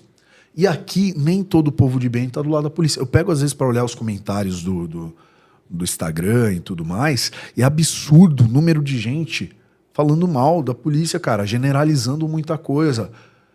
Muita gracinha, todo policial cheira cocaína, todo policial se excede, todo policial trai a esposa, sabe, generalizando, criando um monstro em torno da figura do policial. Que tem muita coisa errada, a gente sabe que tem. Tem policial que pega propina, como qualquer segmento da sociedade. Tem policial Isso é verdade. que é envolvido em um monte de coisa errada. Existe. Mas isso não significa que todo policial está na corporação para praticar o erro. Ao contrário, eu acredito fielmente que todo policial, quando presta um juramento, quando faz o concurso, quando passa e entra ali, ele entra com a maior boa intenção para poder servir, para poder proteger. Só que existem pessoas mal intencionadas em todos os setores. E esse camarada, ele se corrompe ali porque já é corrompido, já é uma pessoa de má índole. Não foi a profissão que o corrompeu. A profissão só deu ferramentas para ele chegar mais fácil O no policial erro. é fruto da sociedade. Também acho. O policial é fruto da sociedade, né? Então nós somos É um fruto da ambiente, sociedade. né? A gente veio da sociedade. Né? A minha irmã é médica, ela trabalha com auditoria médica e ela vê também As maiores atrocidades as que você pode falcatruas, né, imaginar. que os médicos fazem também, né? Então, qualquer segmento da sociedade, infelizmente, E o que tem, muita né? gente não entende também, que eu já citei aqui hoje. Às vezes, cara, você na rua sabe disso. Você precisa fazer algumas coisas, você precisa criar algumas condições para propiciar o seu trabalho, para que as coisas fluam. Porque senão você vai ser desrespeitado na rua e talvez até morto. Se você não impor respeito na base da energia e fazer aquilo que tem que ser feito, não flui. Por quê? Porque a lei não te dá respaldo. Muitas vezes a própria corporação, com corregedoria, etc., vai tentar te fritar. Vagabundo hoje tem mais moral do que o próprio policial, do que a própria vítima. Chega numa audiência de custódia, fala o que quer lá, enfim. Então, o policial ele anda o tempo inteiro no fio da navalha ali, ó. O tempo inteiro a corda bamba. Por quê? Se cair para um lado, tá ferrado. Se cair para o outro, tá ferrado também. Então, mas, ao mesmo tempo, ele precisa trabalhar. O Estado ele não te fornece, muitas vezes, minimamente as condições de trabalho. A sociedade não tem o sentimento de gratidão. Eles te clamam, eles te pedem para fazer, mas eles não te ajudam, muitas vezes. Não estou generalizando também. Existe muita gente Lógico, boa, sem enfim, dúvida. mas uma grande parte também não compactua com o trabalho da polícia. Mas todo mundo cobra, tanto a sociedade quanto o Estado, cobra resultado. E aí o policial olha e fala, pô, mas como é que eu vou fazer? O Estado manda eu ir lá e resolver o problema, Mas só não que eu tô pode, com uma né? porra de uma copy no Câmera, peito aqui, gravando tudo que eu faço, qualquer ação, qualquer palavra para mais, pode virar um assédio, um abuso, o que quer que seja. Como é que eu faço? Tem que impor respeito. O ladrão tem que respeitar. Só que o ladrão não respeita mais, porque ele sabe que você não pode atirar, a não ser que ele esteja com uma arma apontada para você, bem enquadrada, com alça e massa na tua cabeça, para você poder atirar de volta, né? Que se ele só estiver portando a arma e colocar a mão na cintura, há contradições se o policial atirar. Entre muitas outras situações. Eu mesmo já precisei enfiar a porrada em vagabundo que resistiu à prisão, e depois respondi processo de lesão corporal e tudo mais. Porra, o cara veio pra cima, velho.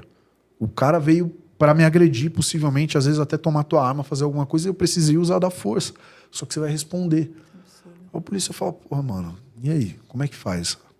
Então, assim, a polícia hoje no Brasil, ela é mais truculenta do que o normal, ela é mais enérgica do que o normal, porque é o que o Brasil propiciou pra polícia, cara. Não é porque o policial ele quer arrumar problema, ele quer abusar da autoridade ou qualquer coisa do tipo. Mais uma vez eu digo, existem aqueles que Sim, querem sem sim. dúvida. Existem aqueles que querem sim. Mas por si só, por que a polícia precisa fazer isso? Primeiro, porque nós vivemos num país extremamente inseguro, com ocorrência o tempo inteiro, com vagabundo a rodo e vagabundo que é protegido, acoitado por políticas de direitos humanos, por esquerdista, pela própria legislação muitas vezes. Então o policial ele precisou achar de artimanhas ali, de artifícios para poder sobreviver, cara, nas ruas. Eu não digo somente no sentido literal da sua própria vida, mas para poder fazer o trabalho acontecer. Que policial que sai pra rua para ficar sendo tirado por bandido fumar maconha, jogar fumaça na tua cara e você não poder fazer nada? Porra, o policial vai sentar o cacete mesmo. Aí sentou o cacete, abuso de autoridade, lesão corporal, caralho, quatro. Não quer dizer, o vagabundo pode fazer esse tipo de coisa? O que garante na lei que esse cara ele tá descumprindo a lei e ele vai ser punido adequadamente? Que hoje um moleque desse aí, ele vai no máximo responder um termo circunstanciado lá e vai ser liberado. E o policial ele é obrigado a sair da casa dele, ter muitas vezes 20 anos, 30 anos de serviço para ficar pagando sapo pra maconheiro, velho. Não dá, velho. Não dá. É absurdo.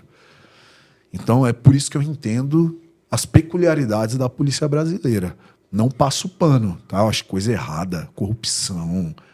Policial vagabundo tem que se fuder. Dobrado, mais do que bandido. Sem dúvida. Policial corrupto tem que se fuder dobrado, porque ele tá ali pra defender a lei. Ele tem um aparato do Estado, ele tem respaldo do Estado pra defender o cidadão. Ele é um bandido camuflado, policial corrupto. Agora, o cara que é justo, o cara que tá trabalhando pelo certo, o cara que muitas vezes foi defender o inocente e precisou se ceder ali na força, matar o vagabundo, dar 50 tiros. Não precisava dar 50 tiros, mas era vagabundo, dane-se. Ele correu pelo certo, ele tá fazendo certo. Esse cara eu defendo com unhas e dentes, velho. Esse cara é herói. Tem que ser tratado como marginal, ele tem que ser Vitor, preso. você lembrou do negócio? Eu tava conversando ontem com esse policial, que é o meu patrocinador aí, né? A gente... logo que eu cheguei eu saí da rota, eu fui para esse batalhão, tomei um pé na bunda da rota por conta de ocorrência de troca de tiro com bandido. O secretário de Segurança Pública da época, que eu não vou citar nome, me mandou embora. Eu chorei que nem criança no colo da minha esposa, ela lembra disso. Ela falou, olha, eu sabia que você gostava da rota, mas não tanto, né? Chorei que nem criança quando eu saí, mas de sair lágrima quando eu saí da rota. E aí o Cândido estava lembrando, né? Quando eu cheguei na Força Tática da área central de São Paulo, ele falou que a minha, eu nem lembrava, ele que me lembrou. Ele falou que a minha primeira preleção com a tropa foi a seguinte: ó, rapaziada, é o seguinte, ó, eu não compactuo com bandido e não compactuo ainda mais com policial bandido. Então é o seguinte, ó, eu vou escrever aqui na lousa o meu endereço. Tá bom? Se tiver algum polícia bandido, eu já tô até facilitando para ele. Se ele quiser me buscar, tenta a sorte, tá aqui meu endereço. Falei assim pro... Ele lembrou disso, uma coisa que eu não lembrava. Eu falei, ó, tô até facilitando para vocês aqui, ó. Meu endereço é esse aqui, ó. Pode buscar, tenta a sorte. Mas eu não compactuo com polícia bandido. Que é pior ainda, é o que você falou. É pior ainda do que o bandido propriamente dito. Bandido, sem dúvida alguma. Vagabundo ali, criminoso, civil, ele é declarado, né? Ele tá ali, pô, sou vagabundo mesmo, cheio de tatuagem e tal. Agora, o policial, ele é sorrateiro, ele é traíra, ele é traiçoeiro, Até cara. porque ele conhece, né? Ele conhece, né? Vende os a lei, né? amigos. Não, esse ele lixo aí vende se os utiliza amigos, do poder, né? Das informações privilegiadas, né? Pra... Sim. Ele é capaz de Covarde. compactuar com o mesmo lado. Porra, o cara divide bandeco muitas vezes com um parceiro ali de viatura. E é o mesmo parceiro que ele vende o nome e o endereço pro traficante, pro bandido ali, matar eles ou a família do cara. Isso é absurdo, velho. Acontece, sim ou não? Acontece pra caramba, velho. Não é uma utopia pensar nisso. Isso acontece, tem muita sacanagem. Então, um camarada desse aí, ele tem que se ferrar dobrado. Eu acho que ele tem que ser... Bandido, eu já acho, bandido criminoso comum, já tem que ser esfolado pelo Estado. Já tem que cair numa cadeia ali pra se estrepar. Não ter alimentação, não ter banho de sol, ter visita íntima, não ter nada. Bandido, eu acho que tem que ter 0 direitos. O único direito que ele tem que ter é de sobreviver. E lutar ainda pela sobrevivência lá dentro da cadeia. E deveria trabalhar. Claro. Tem que juntar todas essas facções aí, botar tudo eles dentro de uma cela só e falar, ó, se vira vocês aí agora. Quem quiser se matar, a gente vai se matar aqui, senhor. Se mata, foda-se, não tô nem aí pra vocês aí. Se mata que já poupa o problema do Estado aí, a gente bota tudo na conta da facção. Bandido tem que se ferrar assim. Agora, policial corrupto tem que ser dobrado, velho. Tem que se ferrar ainda mais, mano. Tem que, por mim, enforcava em praça pública. Pra ficar de exemplo pros demais. Porque, porra, você é bandido ou não é, caralho. Escolhe seu lado. Sim ou não? Não existe isso, velho. Então, é bem linha dura. Lembra aquela história das situações extremas? Isso, velho. Tem que ser radical. Com coisa extrema tem que ser radical para resolver o problema. Vitor, e os políticos corruptos? Mesma coisa. Político corrupto. O duro que é assim, né, meu? Hoje... Isso te causa uma indignação. Eu já percebi que você ficou até vermelho. É porque, cara, hoje eu tô num processo de construção política e a gente percebe que a corrupção ela começa de baixo, ela não começa de cima, ela começa aqui, ó, com as pessoas que estão lidando com o candidato. Melhor, o cara não é nem candidato ainda, o cara é pré-candidato, ele já está tendo que lidar com corrupção. Por quê?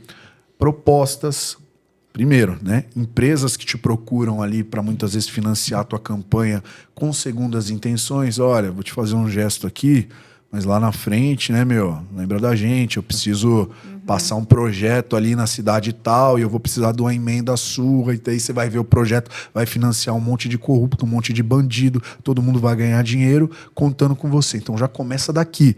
Aí é a liderança ali que bate na tua porta e vem te cobrar para poder apoiar você. Ó, eu tenho tantos votos aqui, mas se você quiser, custa tanto.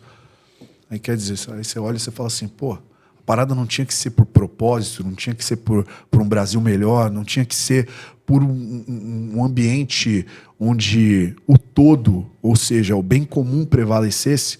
Não é para isso que o político serve, mas você está condicionando receber para poder fazer algo que deveria ser um ato de cidadania. Então já começa por aqui, cara. É por baixo. Eu tenho aversão a esse tipo de coisa. Tenho aversão a gente corrupta, a gente traíra, a gente bandida, as prostitutas da política. Tem muito, muito, muito, muito, muito. Gente que se vende por conta de a cesta básica, a gente que se vende. Eu entendo que hoje a população do Brasil é tão carente a ponto de muitas vezes vender o seu voto ali, que é algo poderoso, e a pessoa não tem consciência, e o governo faz questão de manter as pessoas na ignorância para que ele não tenha consciência do poder de mudança que ele tem. Eu entendo isso. Mas também existe muita gente estudada, intelectual, capacitada, que está envolvida nessa pilantragem tanto quanto. Isso que não dá para entender, né, Vitor? Isso aí realmente... A gente só pode justificar isso com mau caratismo.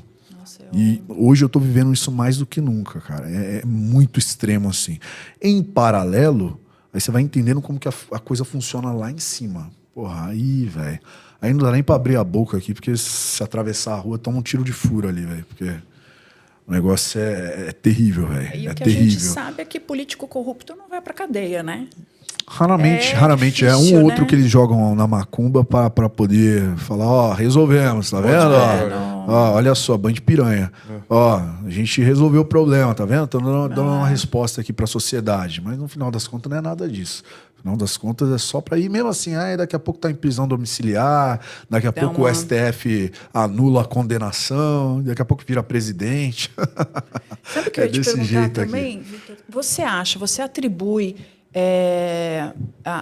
todos os problemas que a gente percebe, que você também citou aqui, na área da segurança, né, pública, tá? Esses problemas estão diretamente ligados à política brasileira ou não? É uma pergunta profunda. Até porque a gente não pode generalizar, né? Eu acredito que não. Não. Acredito que não. Como eu falei, é um problema que vem da base, da própria sociedade, culturalmente, Cultural. enfim. Tá? Até porque a Constituição diz que segurança pública é dever do Estado, artigo 144. É dever do Estado, mas é responsabilidade de todos. Então, o que nós entendemos com isso? Que todo mundo tem responsabilidade na segurança pública, mesmo que minimamente. E a partir disso, a gente pode atribuir também, vendo o que nós vemos na sociedade, perante a segurança, perante a polícia, enfim, podemos atribuir uma parcela desse caos dentro da segurança à sociedade também e a outros fatores. Só que eu acredito, em paralelo, que a política ela pode resolver esse problema. Primeiramente com educação, com acesso à informação, com desmistificação de certas coisas, porque a máquina pública ela tem esse poder, ela tem o poder de influenciar o coletivo geral. Então, a partir disso, eu acredito que só falta interesse do poder público em não só sanar esses problemas que não advêm da política, como também sanar os problemas que advêm da política, como questão de estrutura, valorização dos policiais, investimento em inteligência, em efetivo, enfim, um avanço maior, a questão do crime organizado e outros crimes também, enfim. Então, é falta de interesse, essa é real. Aqui no Brasil, se tornou cômodo utilizar o nosso país para ser explorado. Desde quando o nosso país foi descoberto, né? Uhum. Desde quando foi descoberto e colonizado, nós sofremos com a exploração. Isso nunca parou. E todo mundo que chega para explorar. O cara vira político muitas vezes para explorar. O cara vira assessor de político pensando em explorar, pensando em mamar na teta do governo, só quer mais benefício. O cara que tá recebendo no Bolsa Família lá quer saber de trabalhar, mas nunca na vida dele quer usar do benefício. Então todo mundo quer tirar uma casquinha, velho. Ninguém quer governar a própria vida, ninguém quer o próprio mérito, os próprios frutos. O governo tem que ser para beneficiar aqueles que menos podem, aqueles que menos têm acesso e fazer com que esses caras tenham uma alavancagem para eles não dependerem mais do governo. Tem que ser um ciclo, mas um ciclo que muda, porque o ciclo é justamente isso. Não pode estagnar, ele não pode parar aqui e esse cara que está recebendo auxílio receber para a vida inteira, por exemplo. Então o poder público ele tem como agir nessa questão da segurança pública e mudar como um todo. Mas a culpa, por si só, não é só deles. Até porque, se a população acordasse e entendesse o poder que tem, nós mudaríamos a coisa. Vou dar um exemplo banal aqui, chulo. Mas e se todo mundo decidisse, cara, a colocar regra no seu próprio bairro? Junta ali, ó, sei lá, 30 moradores, vai, suposição. 30, 50 moradores. Aí sabe que tem os moleques da vila lá que gosta de ficar empinando e gosta de ficar fazendo algazarra e colocando a segurança das pessoas ali em xeque. Pô, vamos juntar esses moleques na porrada aqui, todo mundo, velho. Vamos, todo mundo aqui catar eles, dar um 220, mesmo que não seja pra já montar na porrada, mas vamos dar um 220 nele, ó. Tá vendo? Todo mundo aqui tá insatisfeito com o que vocês estão fazendo. Se vocês continuar, a gente vai arrebentar vocês aqui. Vai continuar? Porra nenhuma, velho. Isso funciona em comunidade. Por que funciona a regra em comunidade? Porque o povo tem medo. Sabe que os traficantes se juntam lá e faz o negócio acontecer. Mas no restante da sociedade as pessoas se acovardam. Às vezes tem medo até de denunciar. Então se as pessoas participassem mais desse processo, entra na Constituição, responsabilidade de todos. Porra, você vai numa vila, todo mundo sabe quem que é o ladrão, quem que é o ladrão de banco, quem que é o ladrãozinho de moto, quem que é o cara que rouba a galinha, quem que apronta, quem que é isso, que é aquilo. Denuncia. Não denuncia. Então cara, é um problema coletivo, mas que se um dia tivéssemos um líder de coragem, de força, vigor, que sentasse na cadeira e falar, agora é do nosso jeito, acabou, velho. Não tem mais diálogo cabuloso com facção criminosa, não tem mais papo com bandido, bandido aqui vai entrar, vai se foder, não vai mais se criar no Brasil. Começasse a arrebentar, vai usar da força mesmo, porque eu acho que violência só não resolve quando é pouco. Brincadeira. Pior que é verdade, né? No final das contas. É brincadeira, mas é verdade, não, né? Não, porque os caras, eles estão condicionados a isso, velho. A vida deles é isso, é violentar as pessoas de bem, inocente. Então bandido tem que sofrer mais. Tem que sofrer mais do que o povo de bem. Se o povo de bem sofre uma agressão, toma um tiro, o bandido tem que tomar 2, 3, 4. Essa é real, olho por olho, velho. Poucas ideias. Ontem eu falei num podcast que eu acredito que no Brasil tinha que ter uma lei de vingança, lei da vingança. Olha que doideira. Aí tá bom, ia resolver metade dos problemas. Por quê? Coloca um excludente de ilicitude lá. Se você atentou contra a honra familiar de alguém, essa pessoa em 48 horas tem direito de promover justiça dos seus próprios meios. Ponto. Aí o cara foi lá e mexeu com teu filho, assediou tua filha. Vai lá e senta a ripa nele e você não vai ser preso. O cara vai pensar 100 mil vezes antes de fazer alguma coisa com a tua família, meu amigo. Vai ou não vai? Sem dúvida. Inclusive, olha que interessante, né? Você falou isso aí. Eu tô olhando o celular aqui, já tem milhares de mensagens falando que já deu a hora, encerrou o tempo e o caramba, né? E uma das mensagens é da minha sobrinha, que é filha da minha irmã, né? Que ela tá vendendo o celular e vendeu para uma pessoa que ela não conhece, né? Ela pediu, tio, você pode ir comigo amanhã para eu vender o celular? Olha que ponto que chegou, né? Falei, vou sim. E se o cara vier para cima é... Poucas. Mas, olha, sem aço, mas não tenho dúvida. Gente, antes de... Para dividir família, para proteger familiar meu... Sabe o que eu acho? Que eu lembrei agora, que me veio um insight. No começo da minha carreira, eu já estou com mais de 30 anos de formada, eu tive uma proposta de emprego, tipo essa saúde da família, bem no começo. E eu fui. Era um endereço, eu não vou me recordar agora, bem estranho. Quando eu cheguei lá, parei o carro, fui conversar com a moça do RH, porque, na verdade, é como se fosse... era um hospital e trabalhava com vários bairros, né? E o que eu teria que ir era esse, que era um pouco mais a ermo, tudo, mas é um rapaz de primeira, ele falou assim, doutor, olha, não se preocupa. porque médico aqui não sofre nenhuma retaliação. Agora, a senhora tem que chegar às 7 e sair às 5. Se a senhora sair 5h10, o dono lá do morro não se responsabiliza e está na... Eu falei, imagina que eu fico num lugar desse. Então, assim, existia um preparo para dizer, olha, o povo lá, os bandidos, você pode trabalhar das 7, atender a população das 7 às 5. Se você passar das 5 e passar com o carro aqui, a gente não se responsabiliza. Que loucura, cara. Não, então, óbvio que eu saí, não fiquei, mas tem médico que acaba, né, com certeza foi, mas é muito cultural. Quer dizer, é um bandido botando ordem na área, inclusive, da saúde, para a população. E depois vem esquerdista dizer que, nossa, o Trump, os Estados Unidos não pode infringir a nossa soberania nacional. Que soberania que o Brasil tem, tem? né? A gente Não não tem é. soberania aqui faz muito tempo, meu amigo. A bandidagem já tomou conta, todo mundo faz o que quer. Nego faz gato na internet, nego bota regra que não existe na rua, nego abusa do poder público, do dinheiro público, caga na cara do Estado, o Estado não faz nada. A gente tá vivendo a ermo, o traficante tomando conta. O território do Rio de Janeiro, mais de 50% tomado, velho. O Estado paralelo. Não existe regra, o Estado não alcança, o Estado legítimo não alcança. O que alcança são as regras das facções criminosas. Isso não existe, velho. Aí você vai falar de soberania pra mim, meu amigo? Não existe. Então a gente... Agora, né? Qual que é o sonho do meu coração? É justamente recuperar essa dignidade do brasileiro, velho. É a gente lutar para isso. Eu tenho 29 anos de idade, eu tenho chão ainda para trilhar e tentar fazer alguma coisa.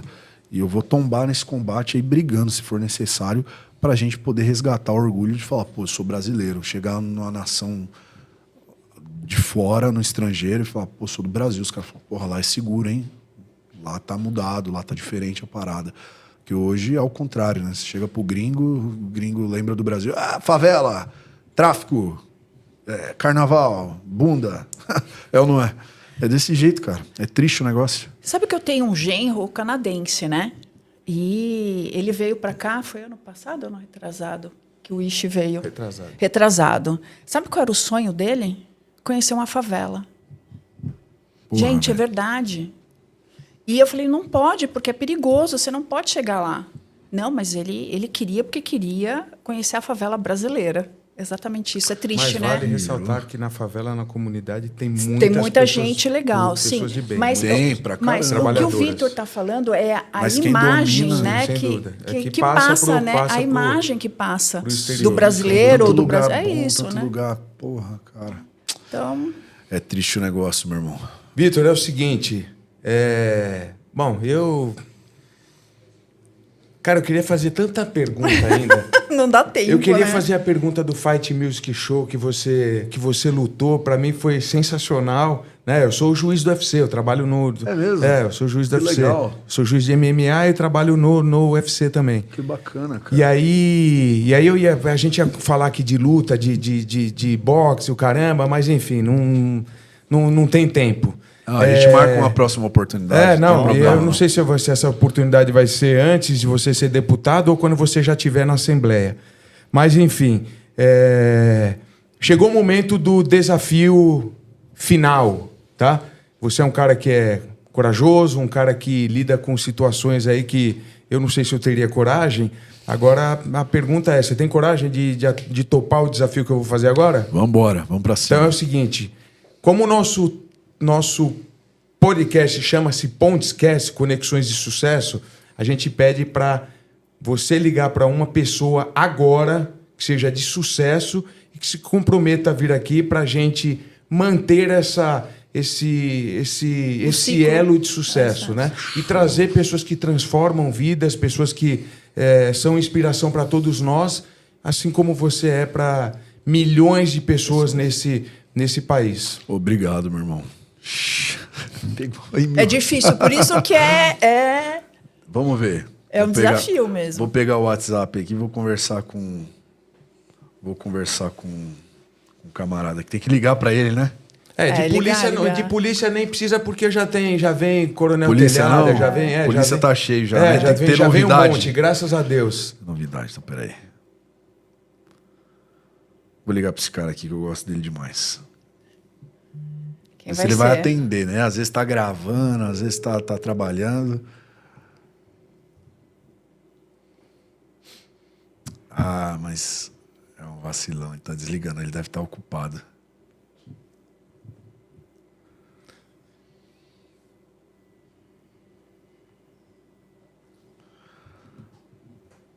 Deixa eu ver se ele consegue atender aqui. Ó, a expectativa para ver quem o Vitor vai indicar pra gente. Esse é um camarada que, se ele vier aqui, vocês vão dar risada, viu? Ah, que ótimo.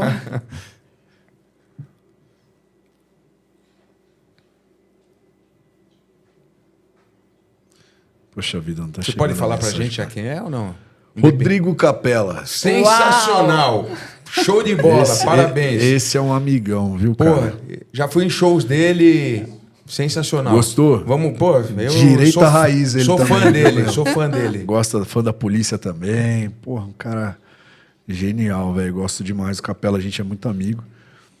Só que eu Bom, acho se que ele ele tá não, ocupado. caso É, ele se ele não não atenda, vamos ver. Mas eu não tenho dúvida, viu? Eu já indiquei ele para outros lugares também, outros podcasts, enfim, onde a gente direciona, ele aparece. Eu não tenho dúvida de que ele vai ter a maior satisfação, o maior prazer de vir aqui. Pô, que legal, o prazer vai ser nosso. Fico, Já agradece de se antemão. ele não, bom, se ele não atender, a gente fica, se você puder passar o contato dele, né, pra gente, Claro. e a gente entra em contato com ele, enfim. O mais importante é que o desafio está sendo cumprido, viu? É isso aí, ele, é. é ele que não tá atendendo. Ele falou: "Ixi, esse cara só me mete em furada, eu não vou nem vou atender." Ferrou, ferrou. Não vou nem atender. Nada, gente boíssima. Vou trazer dois caras aqui, tá? Você é o cara do... Você é um cara da luta? Vou trazer um outro cara da luta aqui também. Nossa, que presente, hein? Que presente. 2? Esse é parceiraço meu aqui também. Não sei se você conhece. Se não conhecer, vai conhecer agora. O cara é faixa preta de jiu-jitsu. Fala, meu líder. E aí, meu mestre, você tá bom? Otávio, é que eu não tô te escutando. Tá me ouvindo aí? Agora tô. Meu irmão, seguinte, velho. Tô imbuído numa missão aqui agora. Coloca o Colocar celular aqui? no... Isso. Tô imbuído numa missão aqui que é indicar um cara de sucesso, um cara bem sucedido, pra estar aqui no próximo episódio do Pontescast, Conexões de Sucesso. Eu pensei em você, meu irmão. Cara com uma carreira brilhante aí, muita conexão. Tô aqui com o pessoal, ó. Olá. Matheus Serafim, já falei com ele ontem. Falei com ele ontem e ele já se predispôs a vir aqui. Já falei com ele ontem. Ah, então valeu. Falei com ele ontem.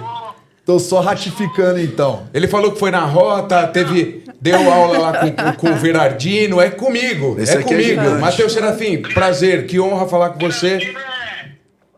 Bernardino é meu irmão.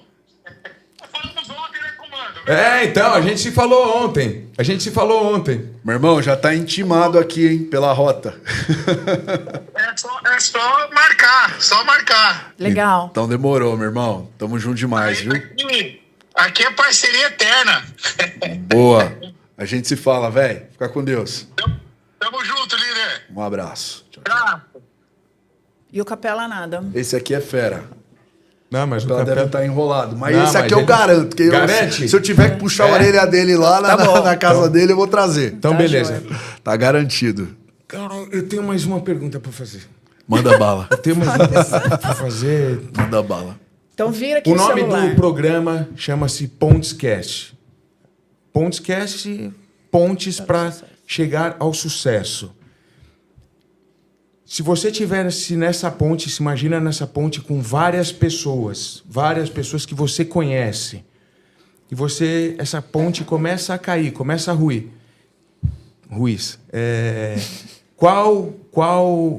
Quem você salvaria? Você só pode salvar uma pessoa. Você só pode salvar uma pessoa. Tô na ponte com pessoas de sucesso. Pessoas Não. do seu... Do meu ciclo. Do seu Pessoas ciclo. que você conheceu na vida. Caralho. Você só pode salvar uma pessoa. Que contrapé, meu. E é só uma pessoa. Uma pessoa.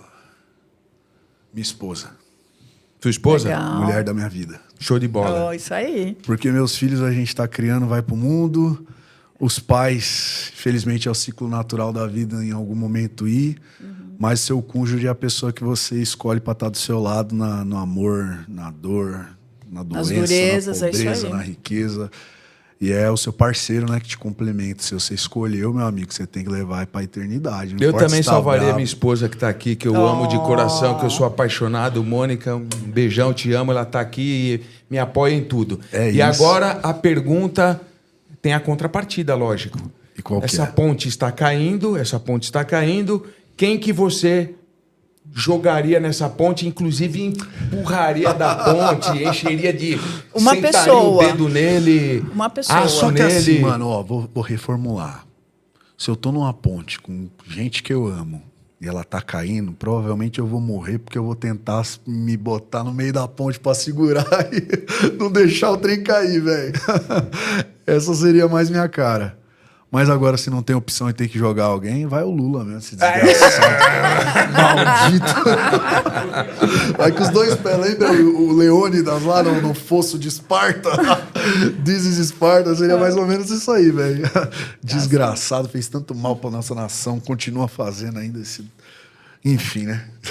Ficar desejando mal, não. Vitor, obrigado, cara. Só tenho a agradecer. Obrigado mesmo de coração Eu que foi um agradeço, papo mano. maravilhoso. Espero que você tenha gostado. E para concretizar, né, o nosso agradecimento, eu vou pedir para minha irmã te entregar um troféu simples, que mas legal.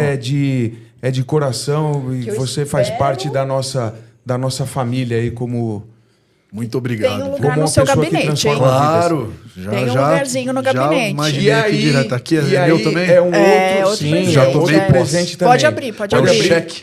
É um vale presente, para você fazer uma sessão ou para Ih, você, rapaz. ou para alguém da sua família, ou alguém que você queira indicar, que você goste, fazer uma sessão de hipnoterapia com a minha irmã. Rapaz, eu vou botar alguém nessa macumba aqui, porque eu tenho medo de... Pode. Eu tenho medo de ser hipnotizado e começar a falar coisa que não devia. Então, começar mas- a contar segredos. Não, Mas, você- Vitor, isso não acontece. Não, tô brincando. No processo de tá. hipnoterapia, você está consciente a todo O momento. tempo todo. É mesmo? Como é que Com funciona? certeza. Na verdade... agora mudou, não, virou a gente... pra nós agora. Não, Virou, sério. virou. Assim, as pessoas têm muito essa ideia de que vai hipnotizar, que vai dormir, que vai falar o que não deve. Não, muito pelo contrário. Existem estudos, inclusive médicos, que mostram que no transe hipnótico, a área da gente, do cérebro, vamos colocar assim, Ô, Lu, cérebro, por que mente. você não deixa para o Rafael Comendador depois responder isso para ele?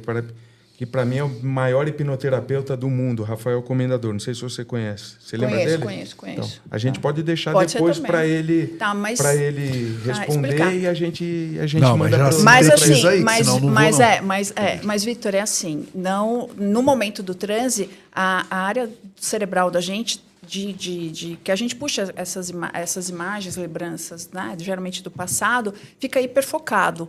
Então assim, você fica totalmente consciente o tempo inteiro. Que legal. Não existe essa. Então, Vou dormir e vou contar o que. Isso acontece com anestesia geral, pós-anestesia geral, tá? Tão me Mas convencendo, tão me na convencendo. Na hipnoterapia, não. Você Mateus. também? Você também? Também sou. É mesmo, sou cara? hipnoterapeuta, também sou. Eita, nós. Deve ser da hora esse negócio, né, velho? É legal. Vale a pena. Dá pra fazer os outros contar as coisas? Se direcionar? Se der, eu vou começar a trabalhar com isso aí também, velho. O ladrão contava pra Eu gente. vou- então. O ladrão Virou, se abria é. pra gente quando a gente... Virou polícia. Não, Olho mas- no olho, era olho no olho. E aí, ladrão, qual que é a pegada? Ô, Mas na aí- moral, tô com um negocinho aqui mesmo. Então é isso né? mesmo. Então vamos Daquela- pra ideia. Ô, Matheus, por gentileza aí, coloca pra gente o nosso patrocinador, LC Cândido Segurança. Eu quero mandar um abração pra ele, um cara extremamente sério, um cara extremamente competente. Com segurança é confiança. Esse eu confio de olhos fechados. Monitoramento, aluguel de câmera, movimento para segurança pessoal, faz segurança de diversas autoridades que eu não vou falar o nome por uma questão de segurança. Mas fica o meu abraço, o meu carinho e assim também fica o meu abraço, o meu carinho, minha admiração pelo Vitor Ruiz. Obrigado, mano. Obrigado mesmo de coração, fico lisonjeado com a sua presença, que foi uma pronta resposta. Eu olhei lá, 3,5 milhões de seguidores. Eu falei, esse cara não vai nem O cara não vai nem me responder. Isso aí é... Sensacional. Se cair lá, pingar, a gente vê, o problema é quando não vê, né? Ah, Porque às sim, vezes eu imagino. recebe a Eu solicitação, às imagino. vezes não vê, mas Então eu tive sorte se a de gente cair, Muito pingar bom. e você se responder. identificar lá, meu amigo, vem com o maior prazer. Quando a gente sabe que é gente boa, gente séria, sem dúvidas, a gente vem porque é prestígio pra gente, né? Poder contar da história, levar a mensagem adiante. Eu que tenho que agradecer a vocês. Muito obrigado. Contem sempre com a minha presença, sempre que eu puder e sempre que tiver convite. Vamos estar junto nessa jornada aí. Obrigado, viu? Obrigado, Obrigada, irmão. obrigada. Obrigado. Fica comigo. Você tem a minha Valeu. mais respeitosa continência. Obrigado, Tem a minha meu mais irmão. respeitosa Recíproco. consciência. Obrigado. Tá bom? Pessoal, obrigado a todos aí. Toda terça-feira às 19 horas, Pontescast. Acredita no processo que é certeza de sucesso. Abraço a todos. Gente, até o próximo. Valeu. Beijo.